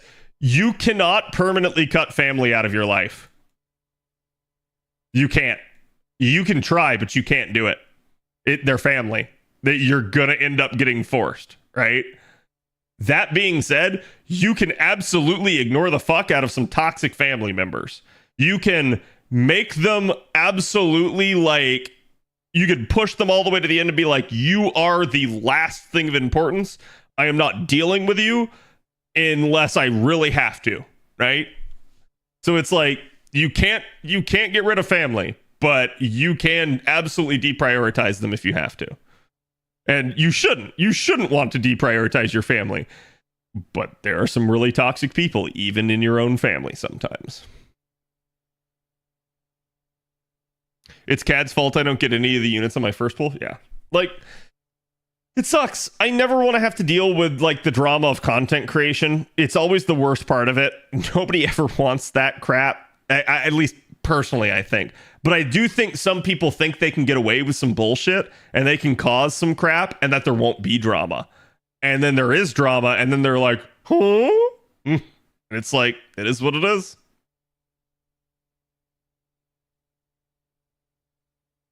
Just feels like I was jinxing people. Nah, it's all good. I don't even know half my family. Well, there you go.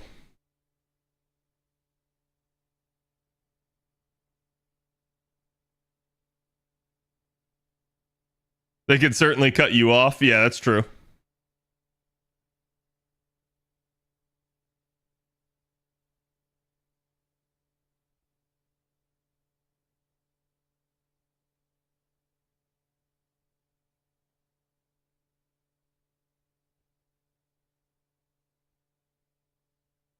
He gave them a little bit too much space and info about his life, and people just went over the top of it. Yeah, there's a reason that I don't give you guys certain pieces of info, because unfortunately people can't be trusted with it. Trying to get him sued, Jesus.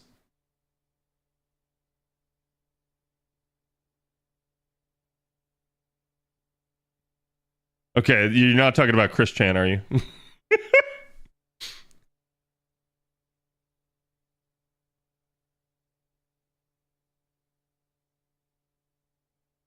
Needless after that, I cut him off. One of my viewers a long time ago ended up becoming a stalker, and I had to basically threaten legal action to get them to stop. And this is a funny one, because the way that the entire relationship got started was they were a viewer and they were really good, and I had invited them into VIP, and they had another friend that was there, and they basically one day after stream cornered me and tried to get me to talk politics with them. Y'all know I do not like talking politics on stream. I have my political leanings. I have my political beliefs. Those are kept private. And furthermore, if you're going to corner me and you're going to try to get me to agree to something or affirm something, not only am I immediately going to just back the heck off and say no, but also I will just pretty much, I don't care.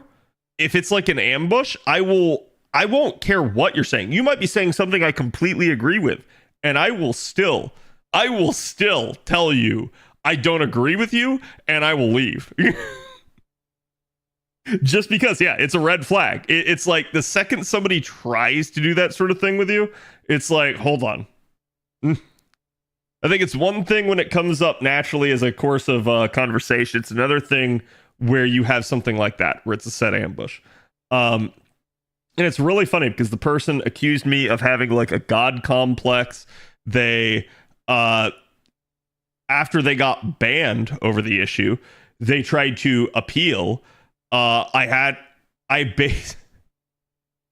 basically ended up talking with them, undoing the ban. They immediately said something and immediately got banned again. And then I had to go through a mutual friend and basically tell them like, hey, look, I don't know what's come over them. Here's the situation from my perspective. I'm not asking you to do anything. I'm just explaining this is the situation so that you don't wonder what the heck is going on. And apparently that friend then said something to them, and then they blamed me for that. And I'm like, listen, to a degree, you got yelled at by the friend because you're being a psychopath. Like, that wasn't me like trying to manipulate someone. That was me explaining the situation because they were going to step in it one way or the other. And me just trying to kind of get out ahead of it and being like, I know he's going to go over to that friend and start talking mad shit. And I'm sitting there, I'm just like, listen, here was the situation. Here's the way it is. And I did not ask him to go talk to him or do anything like that. And so, like, he got really freaking angry at me over that, and then proceeded to basically I had to ban him on like everything at that point. It wasn't just like me banning him on the Discord. I had to ban him from stream. I had to ban him on my videos, like everywhere. And even then, he tried to circumvent it and basically go around it, and then started trying to donate to stream, which I called the idiot tax privately, because if you're somebody that's going to sit there and you're going to like hate watch me still, and you're going to like donate to me, it's like you just to get a word in edgewise, just to get your thing on the screen. It's like you must be an idiot at that point, like, because that's what it is. It's an idiot tax at that point. And I'm not saying like everyone that donates to me is an idiot or anything like that, but that guy's a fucking idiot. Like, restraining order time. That is what I had to threaten him with, because unfortunately, for better or worse, he actually tried to dox me. He basically, because back then you could actually, through my donations, you could actually see what my name was, and he tried to dox me in that sense. And unfortunately, that went both ways. Because he donated to me, I had his name, and because past conversations, I knew what he did for a living, and it was not a common thing, and I immediately knew where he lived and what he did for a living, and I had the number for his local police office, and I told him, if you do it again, if you keep coming to stream, if you keep stalking me wherever I go, I am going to call the cops on you. And not my cops, your cops. But yeah, it got bad. And it's like, that should never happen. And it was to the point where like I had to negotiate with the person numerous times. And at the end, like we reached a point where it's like, yeah, this is stupid. I don't know why like this is getting so out of hand. Like, because the entire upsetness was because I refused to agree on this like political topic. But me refusing to agree was me just not wanting to be political in any way, shape, or form. Me not rendering any judgment, right? And it's like this person would not let it go, and they just went off the deep end and just kept going off the deep end and kept getting worse. And every time, like, I would feel bad, and I would try to like negotiate with the person and be like, listen, this is stupid. It's not worth losing a friend over. It's not worth this happening. Can we just like let bygones be bygones? And then they would agree to it. And then like I would undo the ban. And then they would double down. And they would be like, yeah, like this is stupid. You're right. You just need to agree to this. And I would be like, hold on, that's not what we agreed to. Like, you're not putting me back on the spot for this again. And it would just, yeah, politics does make people insane. And I've seen people before, they say this crap of like, oh, well, like, you have the benefit due to your, like, standing or social situation of not having to be political. And I'm like, anybody that thinks that way, they're just absolutely mentally fucked. They are somebody that is so politically charged that they have to like inject politics into everything. And it's like, no, God, like I don't want to associate with anyone like that. I'm sorry.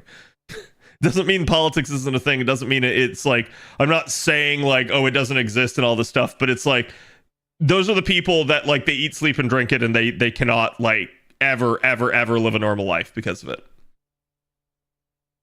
If you want to keep friends, don't talk about politics or religion, is a very true statement. Absolutely. Yeah. It's just, it's wild. And you should never, ever have to go through that. So I've learned that those who matter will, and those who matter, or those who don't, won't. Yeah, this is true. This is absolutely true. The people that like actually matter will give you the time of day. The people that don't won't give you the time of day. And you can just fucking ignore those people because they're toxic assholes and they will never do anything.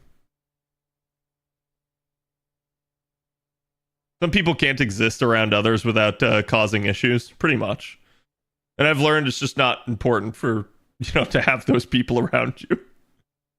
It's important to remember that your value is not defined by those that reject you. Find those who authentically value you for you and keep being the best you that you can be. Yeah, I think this is true for a lot of reasons. I think, like, it is important to not define yourself by the people who hate you. You have to define yourself by those who like you. And it's a big thing for me. A lot of the times when I have to make a big important decision, I will turn to one of my friends and I will privately talk with them, and I will basically pull a am I the asshole? Like here's the situation from my perspective. What do you think? Am I making the right choice? Am I doing something that I shouldn't be doing? And usually I get some form of affirmation from the people, right? Occasionally I get someone that'll tell me like, hey, no, maybe this isn't the right course of action. Maybe you need to rethink this, that sort of thing.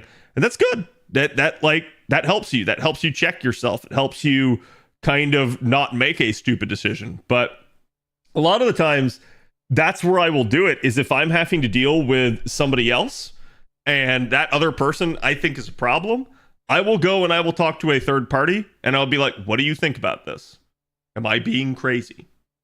And in a couple of the cases, I've had someone that's like, no, man, fucking get rid of them. That person's toxic. What the hell are you doing? Like, one of my issues is I'm too nice usually. I don't immediately ostracize and get rid of people. So it's kind of wild. Real friends will just talk it out. I do agree with that. That has been my experience. And I'm going to say this. For better or worse, adults talk things out. Children are the ones that sit there and like get angry and pout and like hold things against people and don't want to like ever work out their differences, right?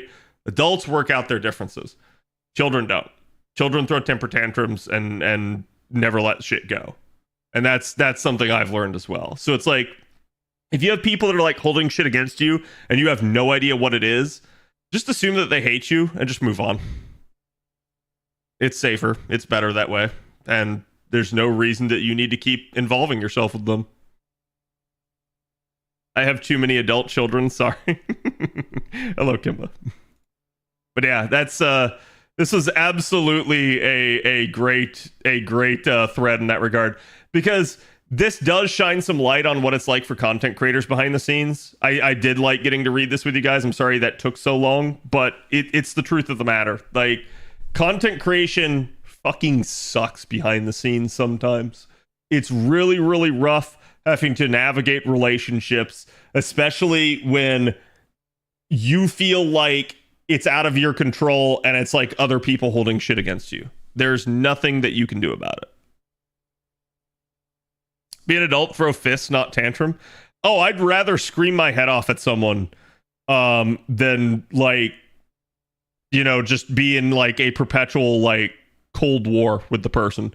And I've had that happen a couple of times over the years. Most of the time, and I think like certain people that are close to me would tell you, I have a stubborn streak. I can absolutely get stubborn. I can be somebody that will not want to engage with people and to deal with an issue.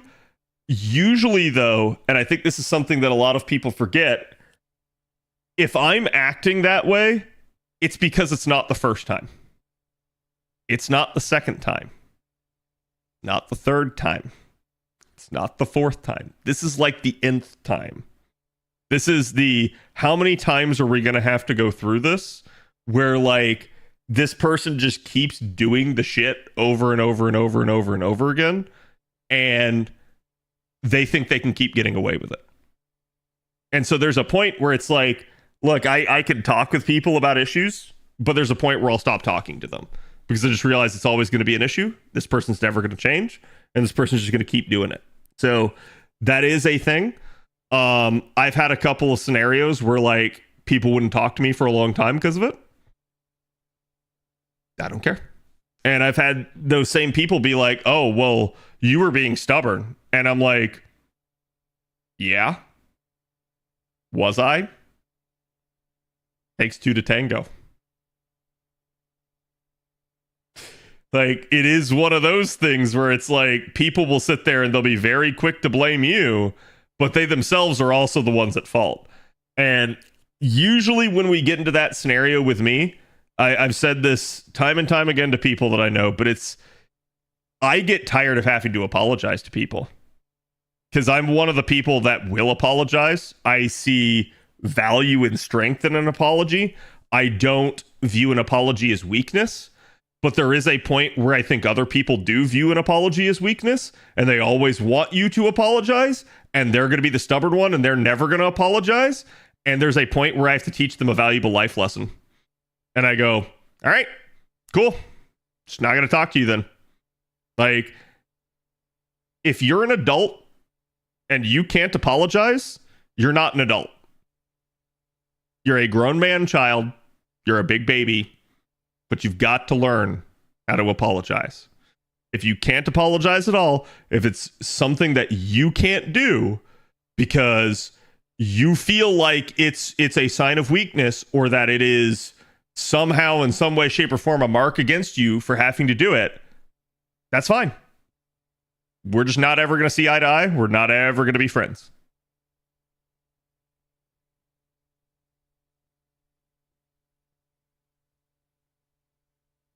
Being a little too reckless, for lack of a better word. Close friends forced me to sit through an intervention. I'm so glad they did. It helped me grow, and I was able to turn it around, and now I'm in a good space. But I'm glad that I have friends that would look out for me like that, not allow me to go down that road. Yeah, I've had to, like, privately, I've had to kind of intervene with a couple of friends a couple of times. One of them, I gotta be honest, I can't say that I've talked to now in years. Person was an extremely depressive person. They were very manipulative. They were very much somebody that would keep you at arm's length. They would never, like, let you in all the way. And they would give you all sorts of reasons and excuses, including hiding behind their depression as to why. That's fine to a degree, because I understand depression sucks. And as somebody that, like, I'm not a depressive person, I don't really go through it. I'm not sure that I ever could say, like, oh yeah, I understand that. But at least to some degree I do. And I think that it's one thing to be depressive and to have, like, those depressive moments and basically to kind of be down on yourself and not feel like, you know, like you want to interact with people. But most depressive people are not that way 100% of the time. And if they are, they need help. They need to go get some medication in order to help them out, because that's not a good thing if they're going to be that way. And so that's where it's like, to me, when a person is that way 100% of the time and they start wielding it as an excuse, they're not that way. They're wielding it as an excuse. That's what it is. They're trying to sit there and they're trying to kind of manipulate you with it. And unfortunately, for better or worse, I think it's important to be there for people that do suffer from depression. It's important to support them. But there is a point where if the person will not let you support them, you don't need to be there for that person anymore. It sucks, but it's the truth. Like, and that's one of the issues that I dealt with, was a person that was extremely depressive. They did not wish to let me help them in any way, shape, or form. They got angry at me for trying. And after enough times of this, I finally said enough is enough. And I'm just not going to deal with that person anymore.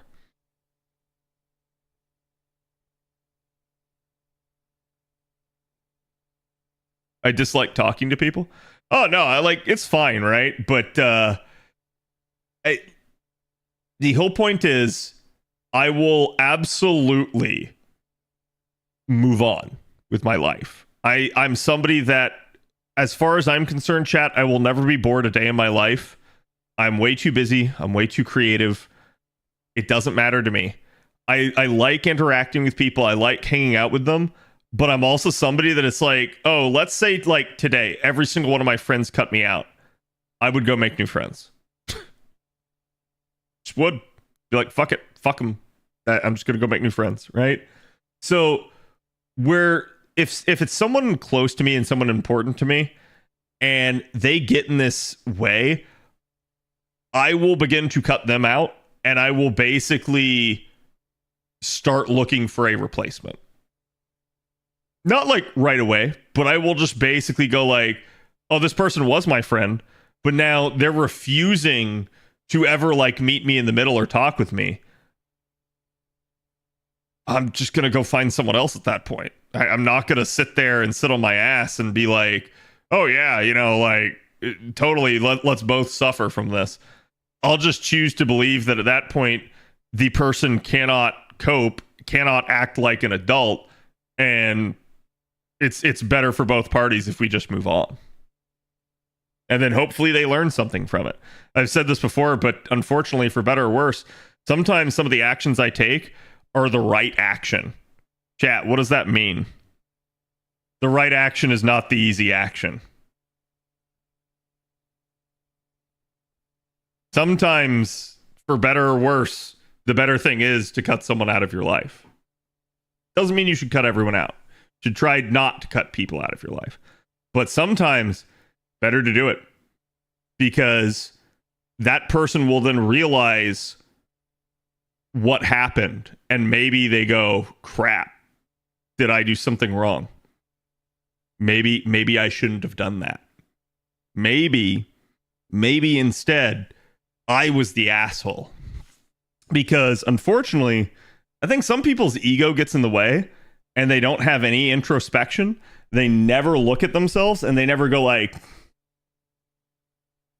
maybe I was to blame. Maybe that was on me. And it's wild because this is something I do regularly. If I ever have like a fight with somebody, the very first thing I do is I like replay the situation in my mind and I ask myself, was I the asshole? And even if at the moment I don't think I was the asshole, there is still a part of me that acknowledges that it's possible that I was.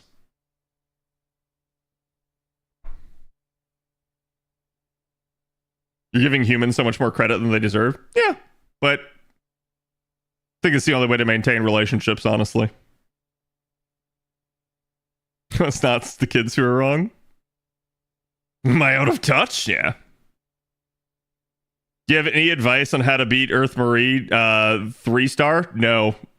I haven't done it myself. I think it just takes a lot of micromanagement. I think you need to go in there and like actually start breaking down like the waves and which action she's doing when, and kind of trying to figure out like which setup works best for which wave. And I still don't think it's really worth the amount of time and analysis that you have to do. Looking for if I made a mistake somewhere, if it's my fault. Yeah, and that's like, so again, people will look at that, they'll be like, oh, that's like a sign of weakness, right? Like that's you, and you're not understanding like that it's not you that's the problem, right? So it's like it's you blaming yourself, it's you having a weak ego, you shouldn't do that, you should never accept any blame. Now, chat, listen, there's two sides to this. There's the I'm always at fault and I'm never at fault. Okay? Which of these is best?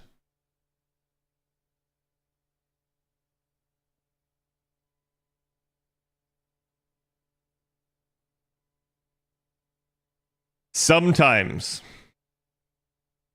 I'm at fault. If you're at this end or this end, you're wrong.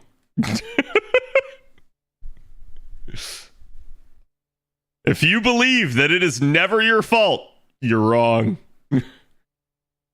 If you believe that it's always your fault, you're wrong.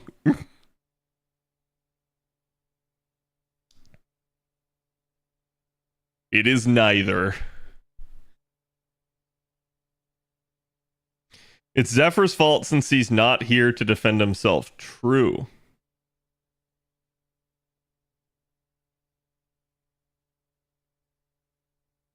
I know shit can be my fault. Yeah. And I think, unfortunately, for better or worse, that is the problem a lot of people have. I think a lot of people struggle with the idea that anything can be their fault. Or some people just always apologize for everything. It's important to know how and why to apologize. If you always apologize, your apologies have no meaning. If you never apologize, You're just an asshole. Like, that's all it is.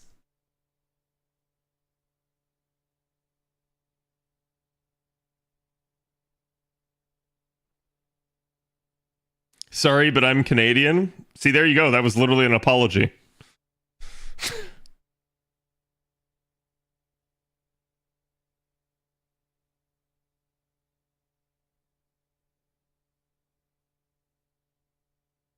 I'm sorry that you think I was in the wrong. I'm sorry, not sorry.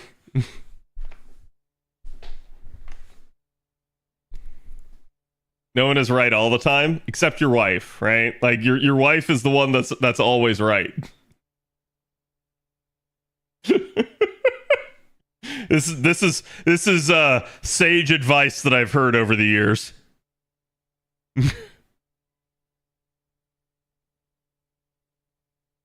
That do be the meme.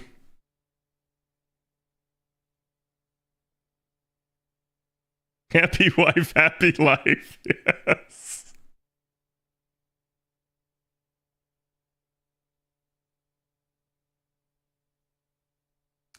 What wife? Hera, listen. One day, you too will find a woman. Okay?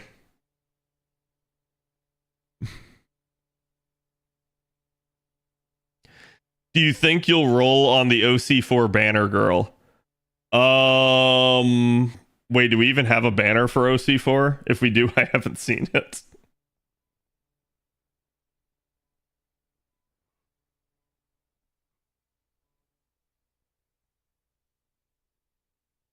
The demon girl?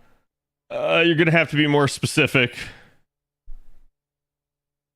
OC4 hasn't been shown yet. I assume they're talking about from the trailer.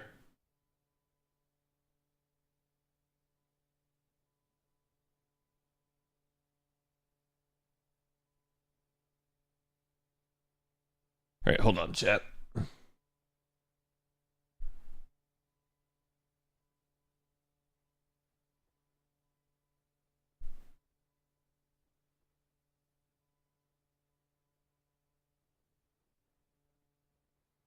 Huzzah!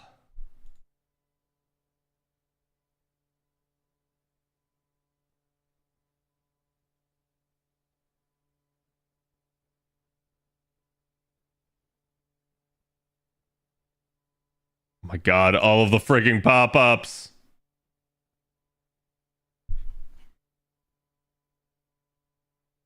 Where's it going?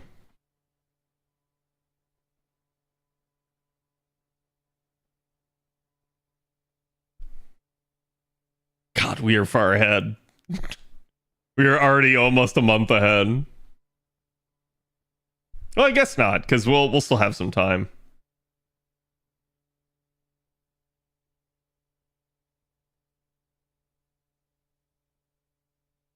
This is wild.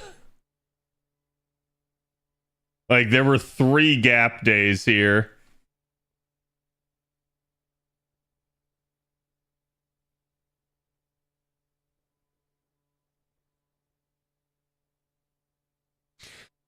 This went till April 7th. So this did overlap. And what did we got the social media campaign.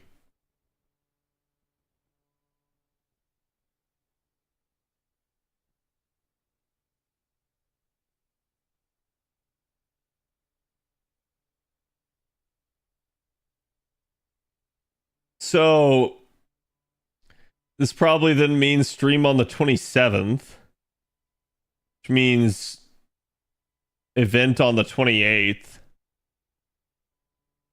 Yeah, evocation should probably be tomorrow.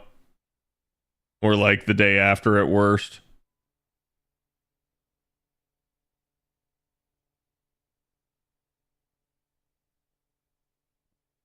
Could have been as the evocation leaves in the shop. Oh yeah, yeah.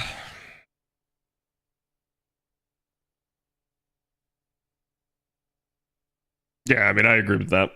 I'm just looking to see like what the timing is like here. So if that means that our event is the 28th, that means the 21st should be Tiamat. So 3 days? Yeah, okay, so maybe we will get it this week. That's my bad, chat. I didn't think it was going to be till like Sunday. This is a little earlier than we were anticipating, but I mean, it's not like crazy, right? Like,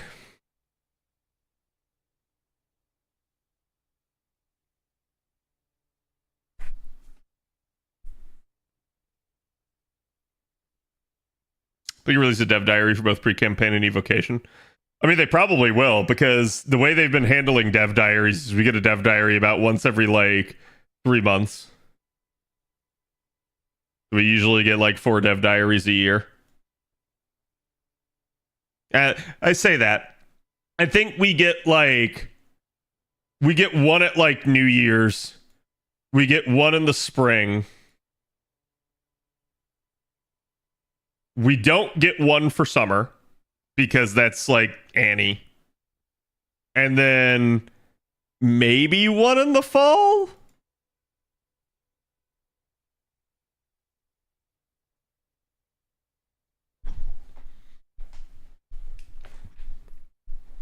They can explain both Evo and Tiamat showcase? Yeah.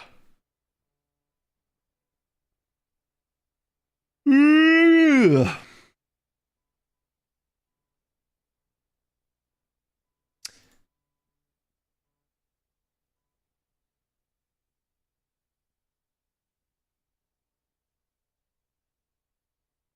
The only thing that I wonder if this is just for like the pre-campaign.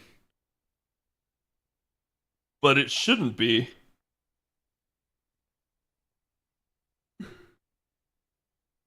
Ugh. Mm. Yeah, we're already at 12k. Jesus. Actually, that's basically 17k right there. You know the event is late March 28th would fit? Yeah. Which is why I think so many people have been asking, like, when is it going to happen? So. Oh, interesting. Okay, so you're not even locked out of the story.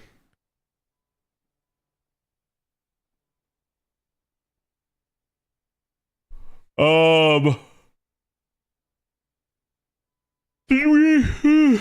Oh, good. Didn't we already get Hassan's buff, chat?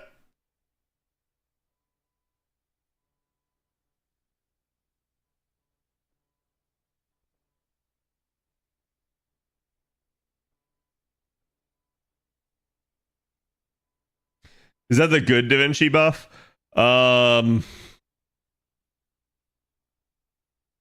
Defense for 3 turns and NP damage for 3 turns. Sagacious Wisdom? I think the good one was technically like I guess it depends on what you consider good. But the good one was technically the one that gave her buff success chance. Right?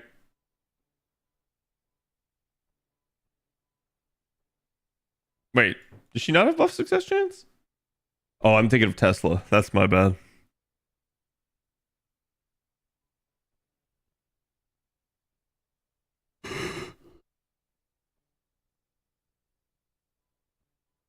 Yeah, that's just me being a dumb.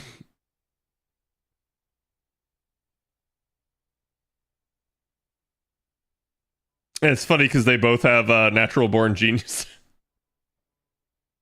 She just got a different increase than him.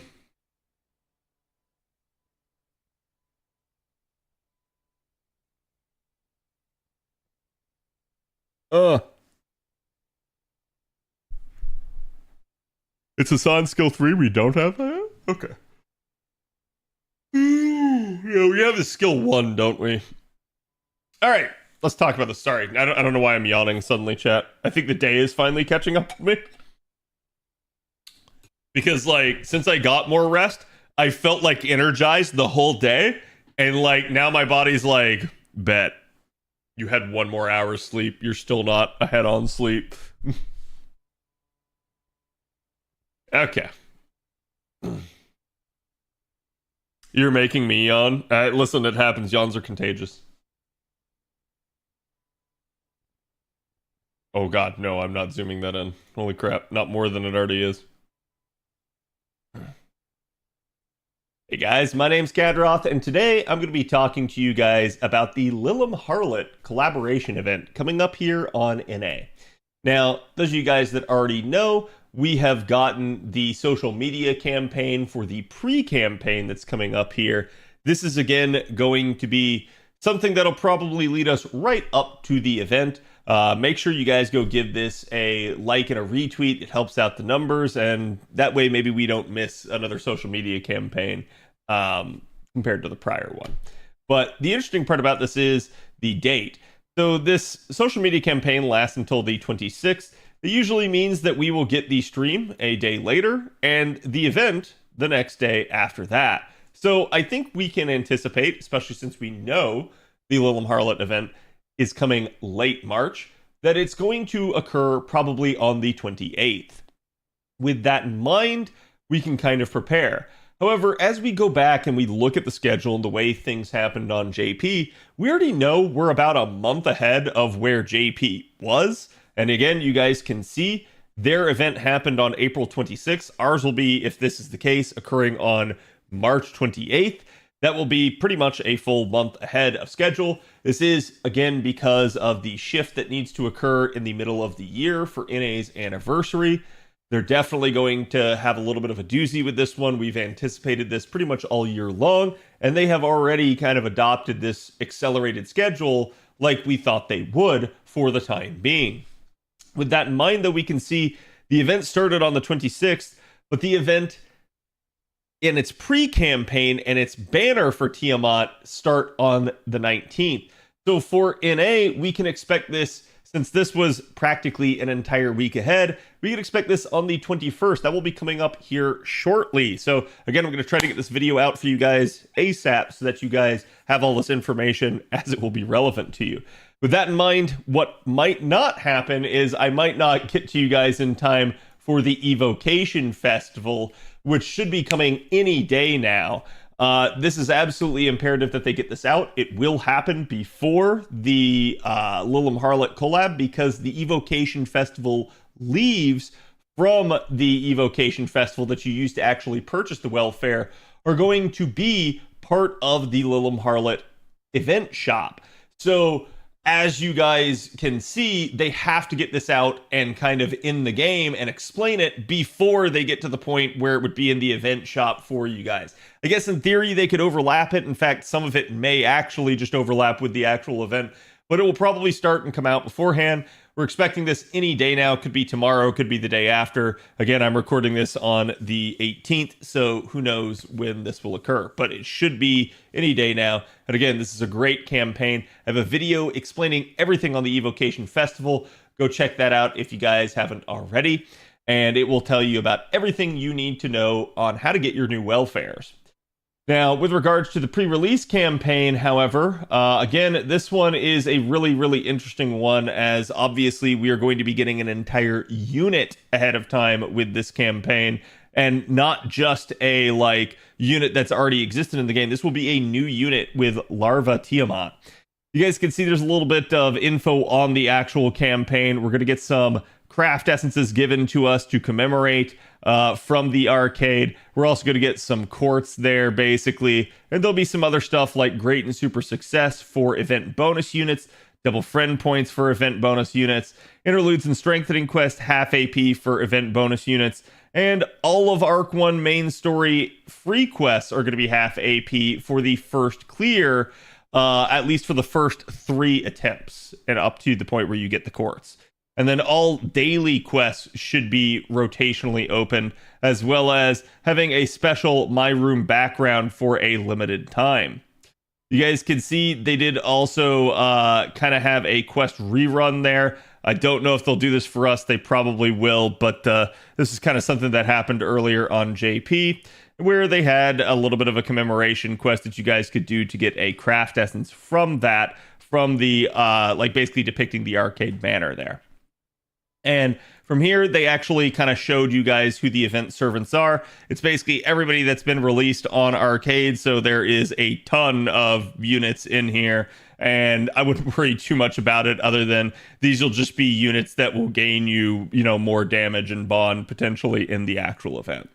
We also will be getting 2 new strengthenings with this pre-campaign. Both of these are fantastic buffs. This is going to be a huge increase to Da Vinci's overall output. Again, you guys can see it's going to increase the overcharge for one ally by 2 stages for 1 time for 3 turns. Grant them gut status, increase their defense and NP damage as well for 3 turns. So really, really a nice upgrade to the natural born genius that she already did have. And then Old Man of the Mountain is going to be getting his 3rd skill buffed here. This is going to reduce all enemies' instant kill resistance. It's going to get upgraded, increase their own buster performance for 3 turns as an upgrade, and charge their own NP gauge as a new effect. This is going to give King Hassan charge to help him keep up with some of the other single target assassins. I'll probably go over those more when they actually come out, but again, it's something that's really, really good to know. They did announce back then the live stream for JP. Like I said, we can expect we'll get our live stream probably on the 27th after the social media campaign wraps up. And then we have the actual summoning campaign, basically involving the 2 SSRs that got their upgrades, as well as the new unit, Larva Tiamat, who is going to be a limited unit. I'm not going to go through Larva Tiamat on this video for you. Needless to say, she's a very strong unit, one of the strongest units this year. You should definitely consider rolling for her, but it's your choice as to whether or not you want to. I do have a video out talking about her, so feel free to go check that out, though it is an older video from when she came out on JP. There's also going to be some rate-up craft essences, as you guys can see here.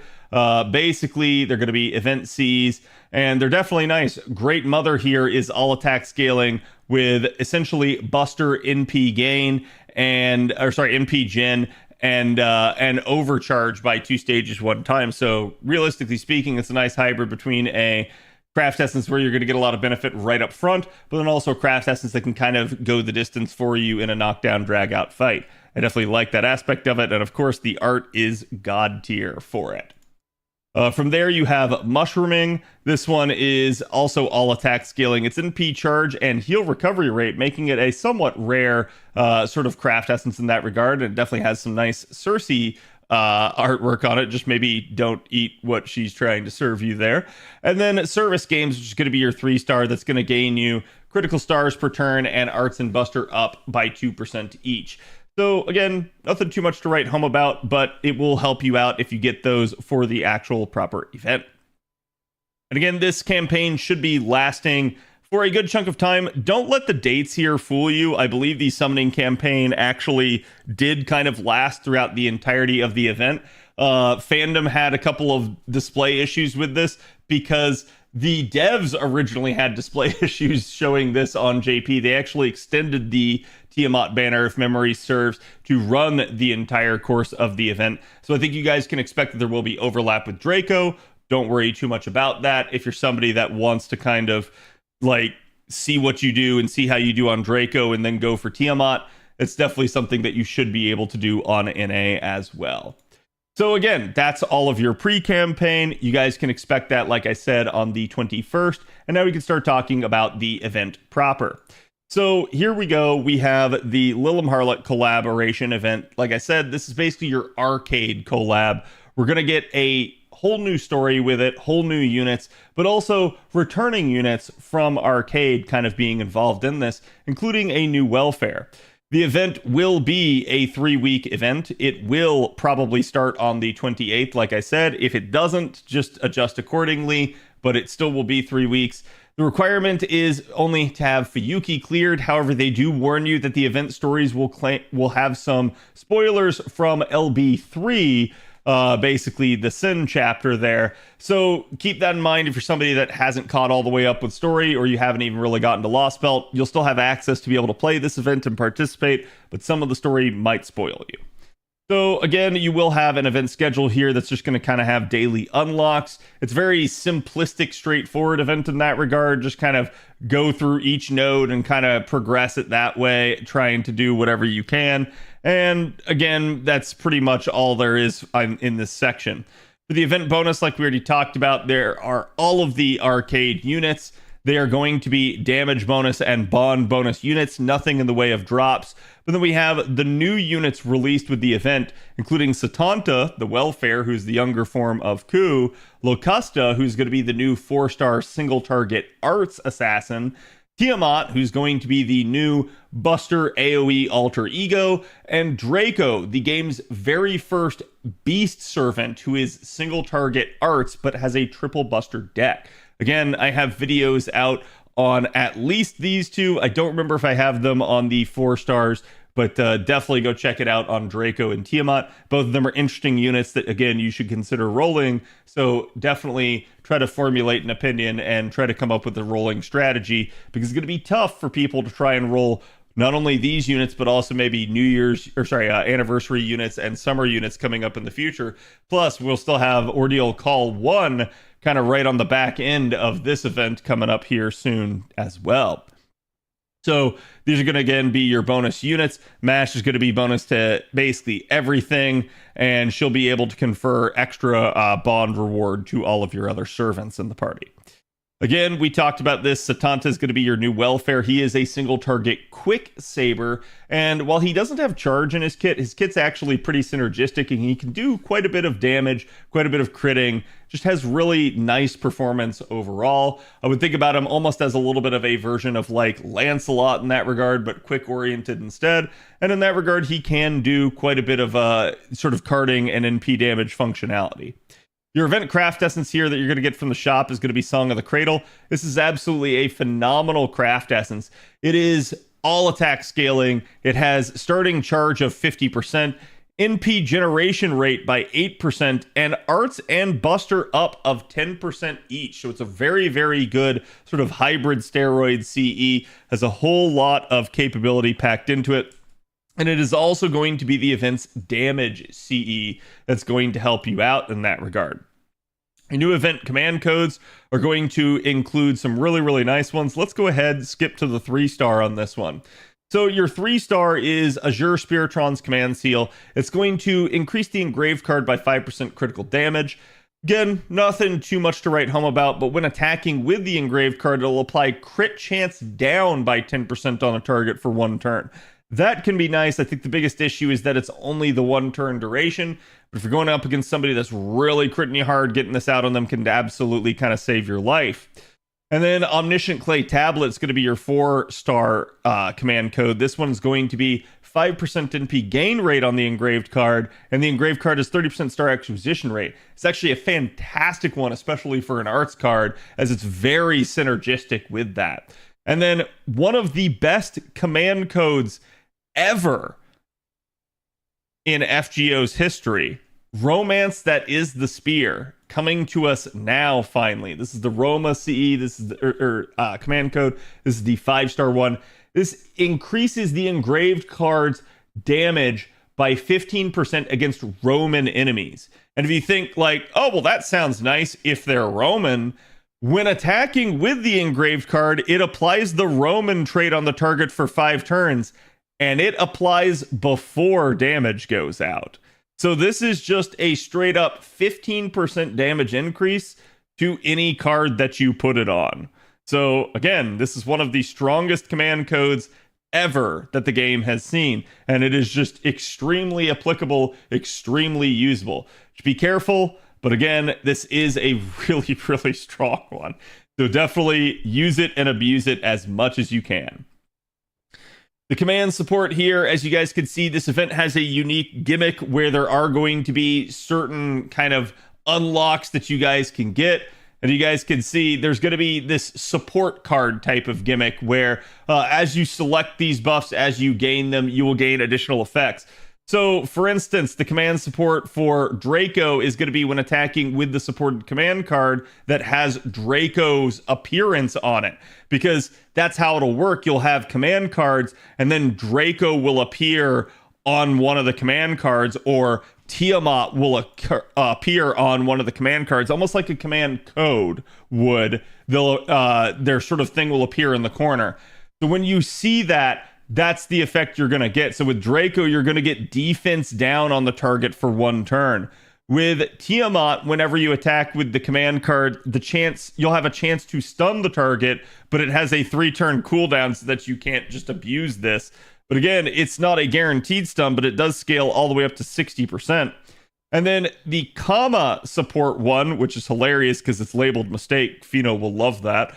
When the attacking with the supported command card, it will increase own critical damage for 1 turn by 30%. So that one's also going to be really nice. Suzuka here will inflict attack down on the target for 1 turn by 30%. And then Helena Blavatsky here will increase the NP damage for 1 time 2 turns, which is definitely going to be nice either for preceding an NP or just using it after an NP and setting up your next NP since it has the 2-turn duration by 15%. The Fran one is going to increase critical stars by 10. The Satanta one's going to increase your own attack for 1 turn by 15%. Definitely another nice one. And Lady Avalon will increase the charge by 15% whenever you use her card. Whereas Jacques de Molay will reduce the target's NP gauge by 100% of the time at rank 10. And then Sita here will also recover HP whenever you use the card. And then the last one here is going to be Nemo/Noah, which will increase the arts card performance for 1 turn. Definitely an issue if this somehow didn't appear on an arts card, but I believe it always does. So again, it's a really, really nice feature in this. It's just something that you can abuse and use during the event. So if you have cards that have support items on them and cards that don't, my advice, use the ones that have the support ones on them just for the added benefit of what they provide. But definitely still card smartly if you have to. There's stuff you can do. We're also going to get a strengthening for Jacques de Molay at this point in the event, which is that whenever she normal attacks, she will inflict curse status for 3 turns on a target before damage is applied. Definitely a nice upgrade to her Innocent Monster skill. Something that she sorely needed was the ability to kind of provide curse within her own kit, and that definitely will help her damage's scalability. Gil Caster, on the other hand, is literally just gaining a new effect on his skill that's going to increase his NP gauge and charge the party's NP gauge. So he becomes much more supportive now, much more usable in the current meta and way things are functioning. Nightingale gets another buff as well to her Buster skill, increasing the allies' critical damage of Buster cards for 3 turns and gaining critical stars. It's a nice upgrade, but unfortunately it doesn't resolve a lot of the issues that Nightingale has. So again, this one is something that helps her, but it's not really going to kind of get her out of the slump that she's been in. Mordred as well getting a buff to her Buster card. This is definitely a nice one that she's been looking forward to, making it 3 hits, 3 turns. I wish it wasn't limited by hits, but it's certainly nice that she has this and allows her to stack this within the Koyanskaya system, getting even more damage. Buster critical damage as well on this skill for 3 turns, and increasing her own attack for 3 turns on top of that. So 3 new effects on that skill.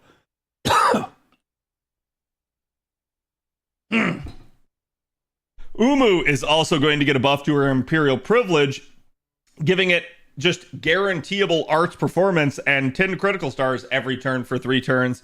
And Lalter is going to get a much needed buff, giving her 2 power mods against enemies with lawful and good alignment for 3 turns on her charisma. So definitely a really, really nice set of upgrades for all of these units involved in Arcade. Here's going to be your map for the event. I'm not going to focus too much on that because potential spoilers in that regard, but still just understand that is actually a map. Looking at the event shop here, you guys can see we're going to get in the gold one, which is going to be the gold coins here. You're going to get 2 copies of the event CE, 1 crystallized lore, coins for Satanta, obviously your gold materials here, which is definitely going to be nice, especially given the Dragon Reverse scales that a lot of people need, as well as the LB7 daggers there that some people haven't been able to farm out yet. And then gold foes. Don't forget, you do have class score coming up here relatively soon. So again, I'm going to keep harping on this, but make sure you start considering buying the statues if you need them. If you're somebody that you think is going to really like need them for your class score because you maybe don't have a lot stockpiled, this is a good time to get them, especially if you roll and have the extra craft essences for the event to make yourself more efficient. Hold on.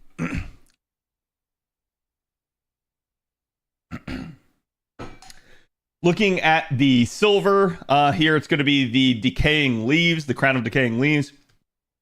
You're going to get another copy of the Craft Essence, another Crystallized Lore, even more Satanta coins, more gold materials, as well as some silver ones here, with the feathers definitely being a nice one, and octuplets. Silver statues, same deal if you need them for class score, and then one more gold attack foe. As well as don't sleep on the Evocation Festival leaves. I forgot to point this out on the gold section. But again, these are going to be how you guys actually purchase the welfares to bring back into the shop. And even though this first round of Evocation Festival will only have 4 welfares in it, you will be getting more welfares in the future. So even if you already have all 4 that are there, you will definitely want as many of these leaves as you possibly can, because it's going to be how you buy the welfare, how you buy their coins, how you buy their copies, how you buy their essential materials. Everything for the unit is going to function based off of these leaves. So make sure you get as many of them as possible in the short term. And then the Rose of Annihilation is going to be your bronze material here. You're going to get a 4th copy of the Event C, more Satanta coins, more materials. Definitely nice to see, especially for things like the fangs and the bullets. And then yet another gold HP foe, as well as your normal foes and your normal embers, and even more Evocation Festival leaves. Taking a look at the main quest here. Obviously, this sort of stuff is spoilers. I'm going to tell you there's a grail in this. You don't have to worry too much about it. So just, pay attention in that regard. But let's focus more on the free quest. So as you guys can see, your first day here, there's going to be a couple of free quests available to you, including an all node. That will definitely be nice. It'll allow you guys to kind of farm efficiently even on day 1. Then you're going to have sort of a progression through each of the areas that Arcade covers. So you'll notice some similar areas to FGO's normal story, but Arcade does deviate a little bit at the story. So if you're wondering why things are not named the exact same, there's a reason for that. So again, you're going to have even more nodes as you kind of go down here, and basically your 90 plus and 90 plus plus here are going to be in Orleans. So looking at this, the 90 plus node is going to be a 221 Lancer node. This one really shouldn't be too difficult for most of you guys. You should have quite a few sabers in your roster at this point that can handle it. Again, even at these health values, nothing here is too crazy, but I definitely recommend just probably AoEing your way through it. Again, your final enemy is going to be a 376k Bradamante, so anybody that can take advantage of the Earth attribute, or again, any of her alignments being lawful good, but primarily, I'm just going to say, as long as you have somebody that kind of counters the attribute and can get any sort of like event bonus damage, should be good for you. So I would try to find some sort of synergy there. Looking at the 90 plus plus here, Incomplete Horse. This one is going to be a 131 rider node. This one will be a little bit more spicy due to the fact that it's riders, meaning you'll have to rely either on assassins or maybe even something like a berserker or an alter ego. So this is definitely going to be a really nice node for someone like Tiamat, but you might want to consider, if you don't have a strong enough Tiamat to necessarily overpower this, to include a single target assassin of some sort, or somebody that can really just counter DVR here. So again, she is man attribute, so there's going to be a lot of synergy there for that. So Koyanskaya users will be able to rejoice quite a bit. And she also ends up having Enema Elish nullification, so obviously that's something you got to watch out for in that regard, but she does at least have the writing trait, so it's definitely another thing that you can potentially abuse for a unit trying to kind of gain effective damage on her. So again, I do think both these nodes have potential solutions. Neither of them is impossible to do by any means. You're going to see people abusing the event bonus units, particularly some of the newer units like Tiamat in some of this, and maybe even Draco, who can also kind of function. In fact, to some degree, this node is meant to function for both Tiamat and Draco. So that is going to be a thing that I think you'll be able to see them kind of handle quite well. But don't forget, there is a damage bonus CE in the event as well. So if you're worried about the 90++, remember, you can take the damage bonus CE. It does have starting charge. And again, additional damage bonus. So you should be able to handle any sort of charge requirements and damage requirements as long as you're using that. Doing it without it, that'll be a little bit spicier, but I'm sure someone will come up with some stuff that worked on JP. And if you know anything like that, feel free to comment in the comments below. I'm sure people would love to see it. This is a mission-based event, is the other issue here. However, the missions are all pretty straightforward because, again, there's not that many nodes to do. So you can follow a mission guide for this sort of thing. I'm not going to bother to try and make one here for you in this video. Usually, Game Press has a pretty good one that I can highly recommend if you guys go search out their event guide for the missions. But honestly, you guys should be able to pretty quickly and easily figure out in the in-game interface what node you need to do. And usually it's the most recent node unless you just didn't run it enough times to complete whatever the mission was. So you guys can see, just kind of looking through at some of the rewards, we've got more crystallized lores here. We have some sabers here for Satanta. That's his ascension material. And then as we look at the 20 to 40 range here, we're going to also have increases to some of those support buffs for the cards that we talked about, including a 5th copy of the event CE baked into these rewards. So again, you will be able to guarantee MLB of that CE. We've also got some gold foes, some evocation festival leaves, and again, more ascension materials, as well as copies of Satanta being in here. So it's going to be something you're really going to want to do. Make sure you guys are completing the events. And again, definitely some nice bang for your buck in all of this. Here's where the command codes are as well, even some tickets. And then as we look at the last little stretch here, again, you're going to get increases to multiple of these at a time at this point. Even more foes, meteor shards, and then boom, some of the last ones that you guys will have there. Gold foes, the 5-star command code that's really, really strong, as we mentioned before, and the crystallized lore there again. Looking at the challenge quests, obviously this one is going to be a little bit of a doozy. It does, unlike the rest of the event, require you to have completed Solomon, but shouldn't be too difficult in the grand scheme of things. Remember, while this is going to be somewhat of a servant gauntlet, you do have damage bonus units and damage bonus CEs. So overcoming this in terms of raw firepower shouldn't be an issue. It's going to be more about paying attention to the mechanics. You guys can see there is a very nice tips and tricks section right here in fandom that they've started to try and put in here. Highly recommend giving that a read. Feel free to go back here, stop the video and read it if you need to. But again, it's definitely going to be a nice one. You guys can see there will be a order swap to this. It's actually, interestingly enough, how a recent CQ on JP worked, so I'm wondering if they maybe borrowed this mechanic as they were dusting off the coding for the more recent JP event. But you're basically going to get Grail points, so it's a little bit of a complex way in which it works. But needless to say, it's going to be something that's pretty intuitive once you get the hang of it. And it's not too difficult. It's actually kind of a fun CQ in that regard from everything that I remember. Your completion reward will be a crystallized lore. And again, it should be a pretty fun one to do.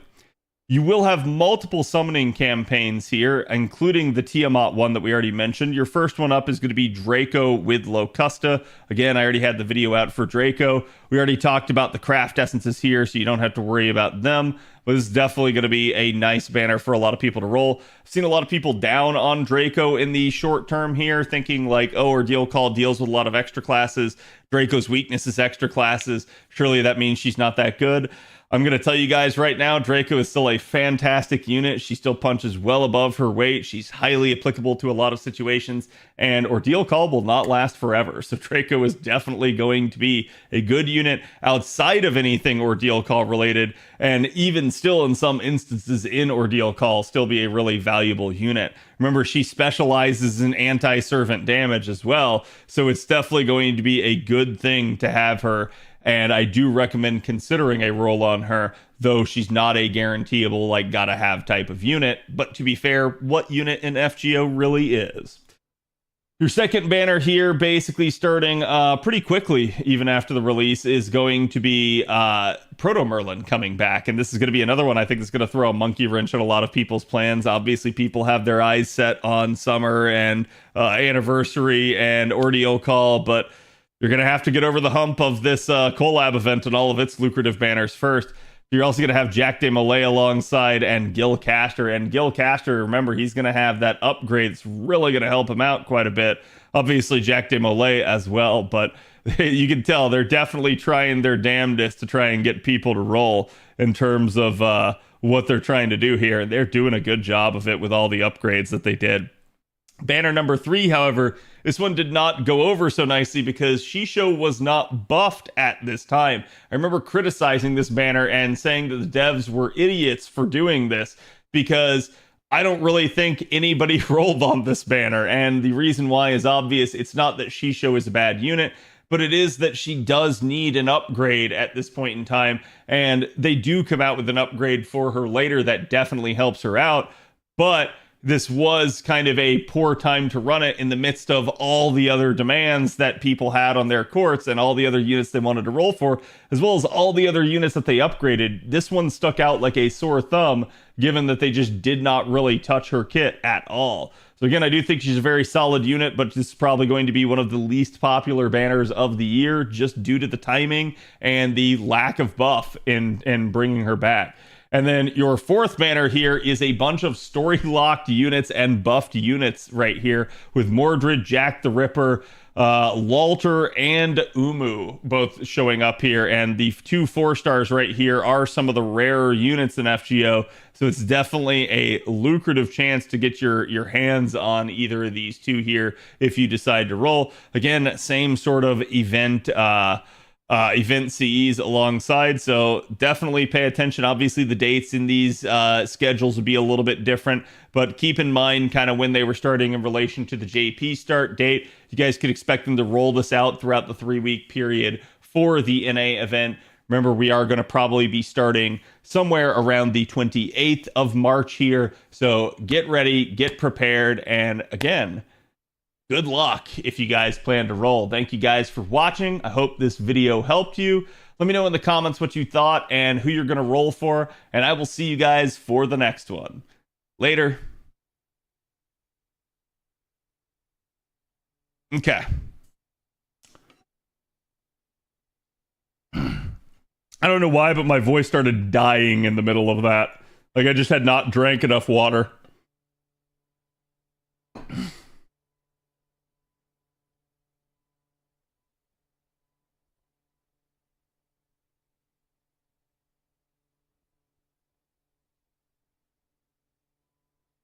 Can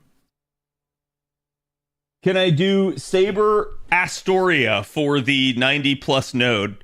No, because I've never heard of Saber Astoria. Evo Fest 1 only has 3 welfares. Did I misstate on that? Wait, does it only have 3 welfares? I thought it had 4. It does. You're right. I'm sorry. I don't know why, but I could have sworn I remembered there being a 4th welfare. Clearly, the 4th welfare is Welfare Cleopatra. You just can't see her, chat, because she doesn't exist. I also didn't talk about this, but there is April Fool's, and I'm sure NA will do something coming up for that as well. Cat's outfit looking like another unit. It is kind of big.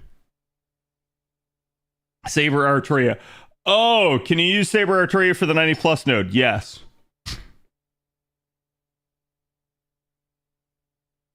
Assuming it's strong enough, yes.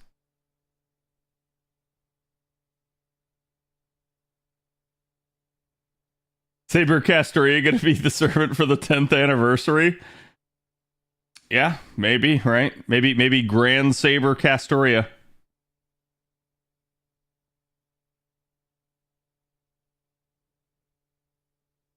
Goetia, please. Yes. Luckily, I have all the welfares. Yeah, I mean, it's going to be a wholly different experience dealing with evocation festivals on NA compared to JP. JP, I had to buy a bunch of them. NA, it's like, okay, maybe I'll get coins. That's it. That's all I have to do.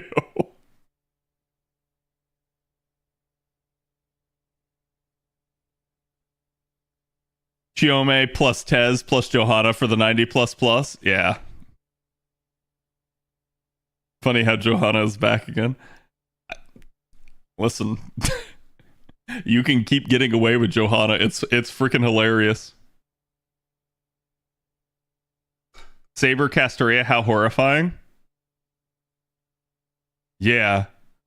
I think we need unironically Berserker MHXA. And I know chat's going to be like, but MHXA is already a Berserker. And I'm like, yeah, but we need like another Berserker form of her. Just so that we can start making things hella confusing. Hey, Peaceful.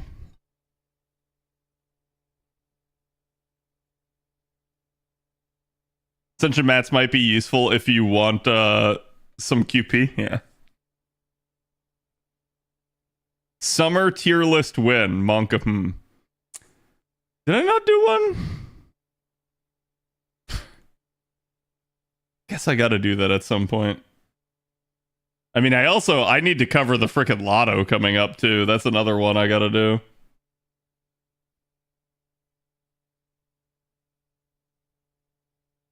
Cause like, we got Lilum Harlot chat. Then we got Evocation Festival 2. Then we get the Ordeal Call pre-release campaign. And then we get a lotto. So like, we're not far from a lotto, chat. Lotto is end of April.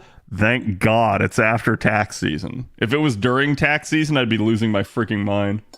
That being said, chat, low-key, don't hate me if I get burnt out during this lotto, because like, the last thing I want to do after spending months in tax season is degen 24/7 in a lotto. Like, my brain is gonna like turn to mush. I still have 300 plus in the mailbox. I can get rid of it.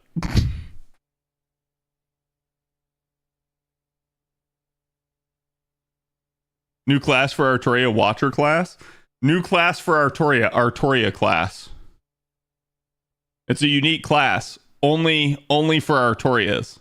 And then of course, we'll get like an Artoria Pretender in there, and it'll be like Umu.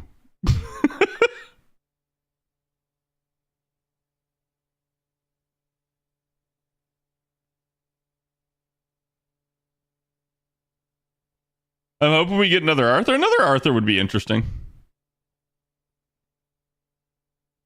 I hope FGO JP is dead during the NA Lotto. I need time to farm.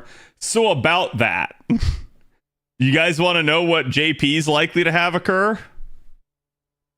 It's this little thing called Ordeal Call. Quattro.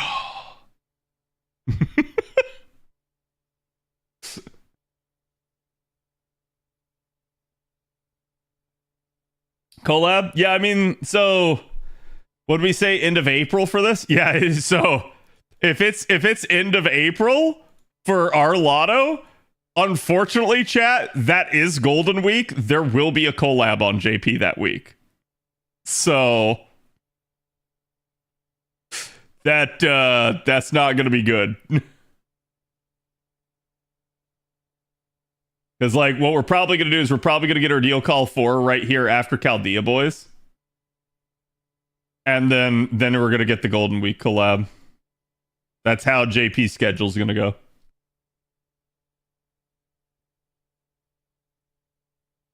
Bye, Cat and Chad. It was nice knowing you all. Listen. Embrace the insanity.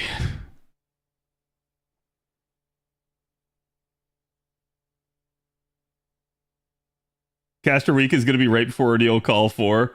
Then watch Lasagna put a meta support in Ordeal Call 4. Probably.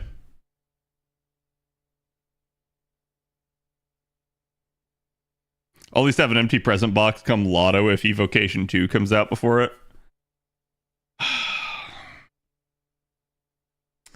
Who's an Evocation 1, chat? Oh, thank God, no Saberface.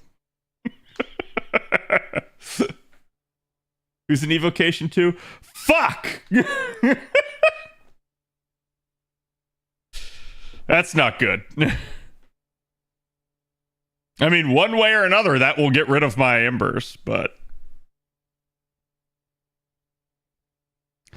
They also haven't dropped Assassins, so Kain Light hasn't had a banner in over a year on JP.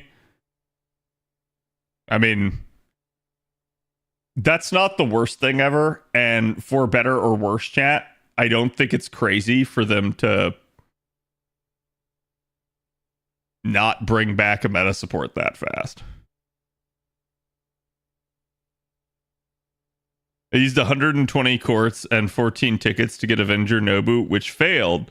And now I remember Draco is literally right around the corner. Yeah. Yeah. And Tiamat. Yep. And then the Ordeal Call 4 units. And then Ask. And then the summer units. Better get saving.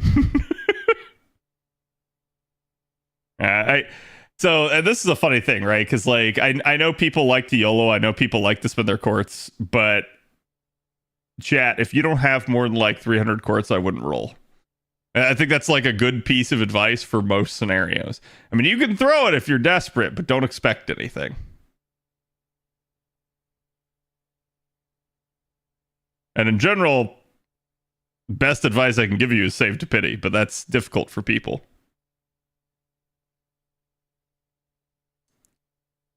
What a year, we're so cooked. It's funny because I feel like we say this every year, and I've just learned that it's like people have a tendency to feel like they're cooked when there's too many units they want to roll, right? It's like it's a desire issue always. I'm probably going to skip Tiamat. I'll be rolling Tiamat with you guys, so whenever she comes out, expect rolls.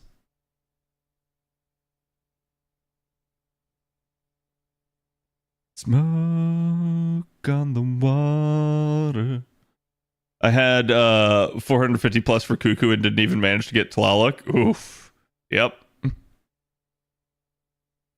These upcoming banners are tempting. They are. It's rough. It's why I've tried to like prepare you guys and warn you guys the entire year. This is going to be a thing. You go to MP5 for Tiamat? Probably not. I'm going to be honest with you guys. You really don't need Tiamat MP5. Kind of overkill.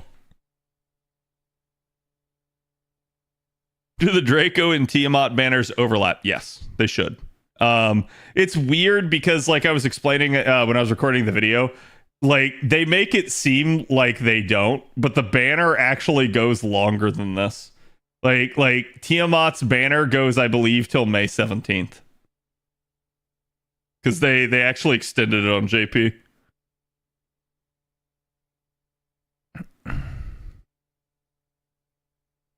Got me another Tauncy? Nice.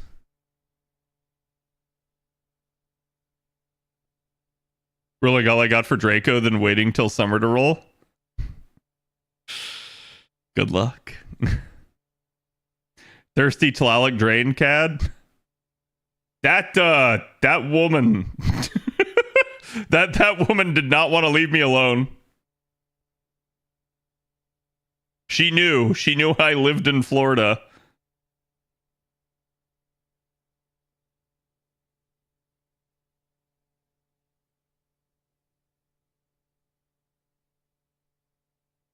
Not when Draco is a Saberface and a week later. Yeah, like I got Draco, I got Ace, and I got Castoria Berserker. That I all have to roll MP5 this year. So I'm already looking at that, and I'm like, man, economy kind of draining my bank account right now on its own. And then I look at like having to NP5 3 units upcoming, and I'm like, NP2 will do. An NP2 Draco will do. Or not Draco, Tiamat.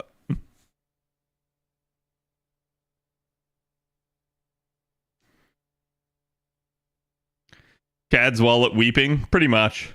Listen, chat, I just hope we don't have like what we had earlier in the year, where twice now I've gone into like 3,000 quartz level trying to get a unit.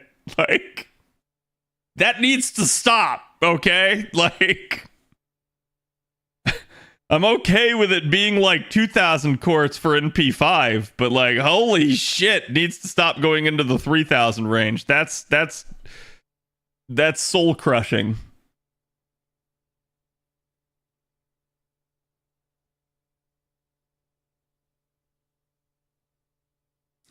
It probably won't happen for a while. Oh, you sweet summer child.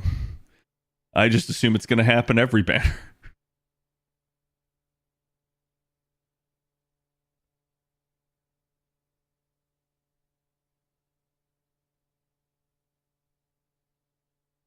Cat having sleep for dinner? True. There's a flip around that comes soon after. Yeah, it happens.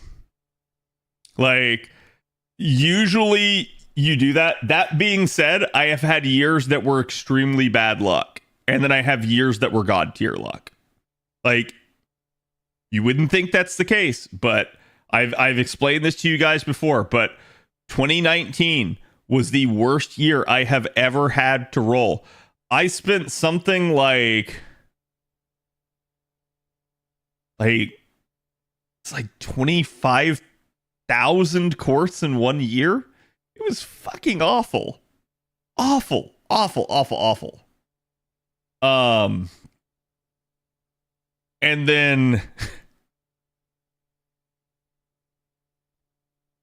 And then I had like 2020, and I'm pretty sure, like, in terms of like karmic feedback in the universe, I'm pretty sure my 2020 rolls were the actual cause of COVID, because like there's just no way that like there had to be like some sort of counterbalance to it, right? Like, the world was suffering from COVID because my rolls were so good. Like, it had to be that way, because it makes no sense otherwise. Like, quite literally, the worst roll that I had in 2020 was me rolling for Okitan. And so this was before they did the like 11 spin and stuff, chat. So before they did the 11 spin, it was me rolling for Okitan, and it was 2,000 quartz to get 4 copies of her. That was my worst roll the entire year. And I stopped at MP4, and everyone screamed at me. They're like, why would you stop? You need to go deeper. We need to see how deep this goes. You need to get NP5. And I said, no, chat, because there's a GSSR coming up that she's on. And I'm going to roll that one, and we're going to see if I get her. And I did. So even my worst roll was basically 2,000 quartz NP5. Because I luck sacked the 5th copy straight out of a like multi-unit lineup. I called that I would, and I did. That's how lucky that year was for me. Everything else, under average. Like, I can't tell you how many times in 2020 I pulled a unit in like under 150 quartz. It happened repeatedly. And like I said, it was because the 2019 rolls were so freaking bad. That's like, so one entire year was god awful. One entire year was like god tier.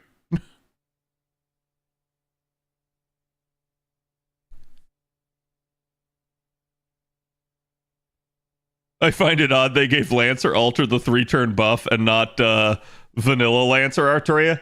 Yeah, they keep doing that, and I think that's something that they will adjust over time. Like, so if you believe the quote-unquote leaked image from the devs on Artoria, it looks like eventually they will turn Artoria's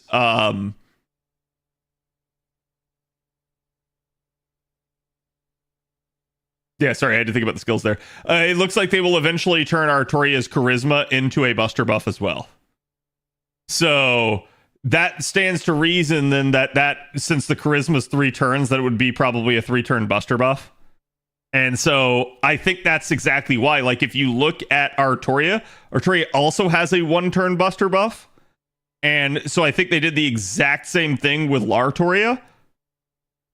And I think they basically might do that for Artoria, where they basically give her a different skill that has a 3-turn buster buff on it, probably of a lesser value, right?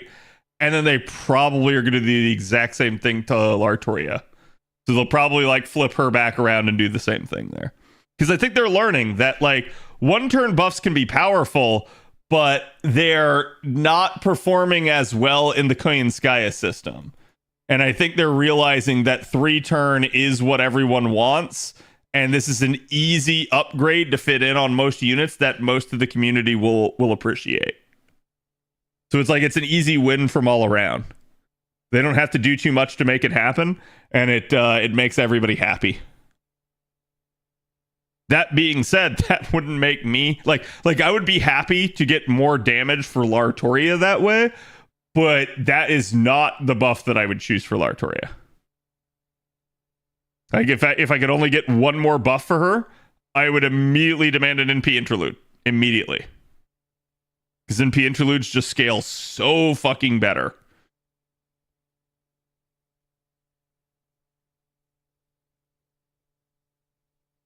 Remember summons were Oberon, where I went to pity. I was completely free to play at the time and had just caught up to Oberon, demolished my 900 cent courts. Yeah, I had, when I was originally rolling Bunny on JP, there's still a clip floating around of me malding at at Janako. And there is at least like some pent up hatred towards Janako for that. But I was rolling Bunny on my JP at the time. It was when she first came out. So naturally I was ecstatic, right? Like imagine me and how much I love my saber faces, and then they revealed Bunny on JP, and I'm like, oh my god, this is it, right? Like, so I'm going to go roll for her. I'm like, it's finally a summer version of my waifu. Absolutely going to go grab it. I was basically free to play on JP at the time. I had 1,000 courts saved up.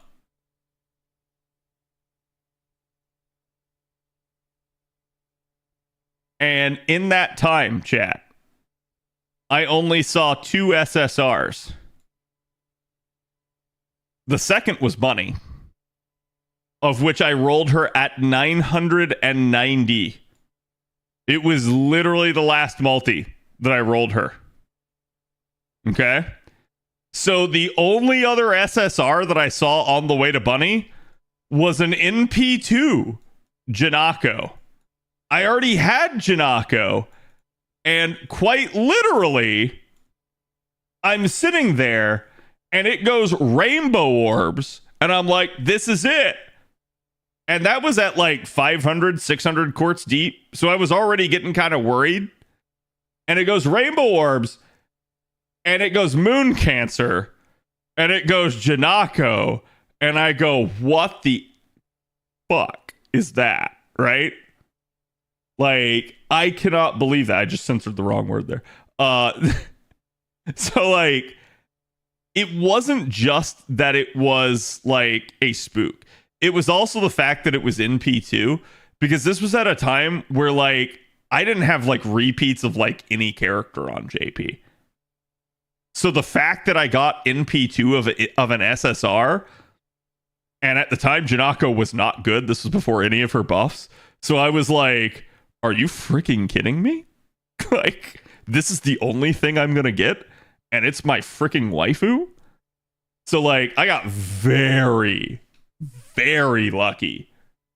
And this actually, like, this is where I got Bunny, and this was followed immediately by, this is one of the events that kind of broke my free-to-play status on JP. Merlin was the next banner, and I did not have Merlin on JP. And I literally bought a pack to get Merlin. Because, like, I was sitting there thinking, like, oh, you know, I probably have enough to do both. That was hubris, chat. That was hubris. I thought I had enough to do both. And I was wrong. General, thank you for the 67. Appreciate it, my dude.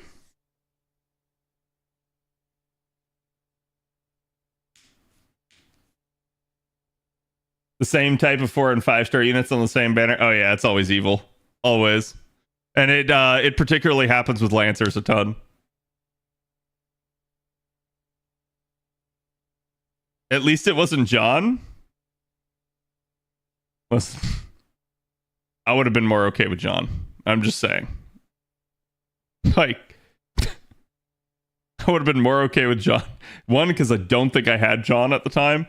And two, because, at least not on my JP. And two, because, like, at least it would have been another Saberface. So. Blonde Lancer specifically? Yeah, doesn't everybody love their favorite blonde-haired, green-eyed Lancer that rides on a horse? On a white horse.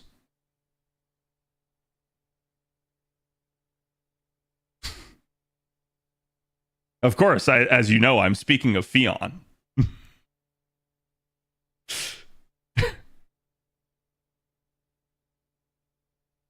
Or, I mean, in general, you could just make the joke of blonde-haired Lancer, because I think he's been paired with Lartoria, he's been paired with Arash Kigal, he's been paired, I think, with Bradamonte as well, and I think with Vitra. So, like, it's been kind of an issue where, like, if you're a blonde SSR, you have probably been paired with Fion just to make you annoyed. Fion rides a horse? Yeah, you've never seen it? So, chat, I have seen a meme edit of this photo where they basically drew boobs on Fion and then colored his outfit blue, and they basically tried to make this look like Lartoria. I have seen that meme edit, and it is cursed.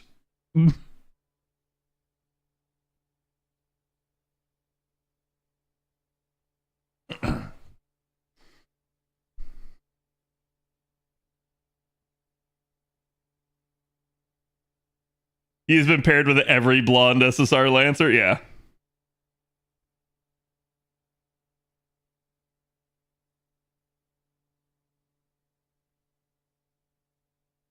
I still have PTSD from that Mellison Percival banner? Yep. Yep, they do it all the time. Like, it's like a rite of passage at this point. If you're a new, like Lancer, you have to get paired with another 4-star Lancer. Actually, I say that. I think, what's her face that just came out? Bichon. I don't think Bichon had a 4-star Lancer with her.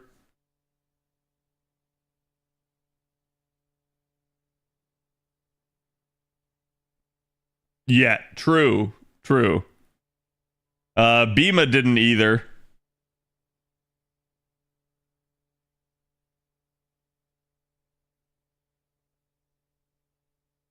I have the strongest Percy ever against my will. Listen, if you're gonna have a strong unit against your will, Percy's a damn good one to have. Like, he's actually really good. Unironically good. So, in that regard, no problem with that. Alright, chat.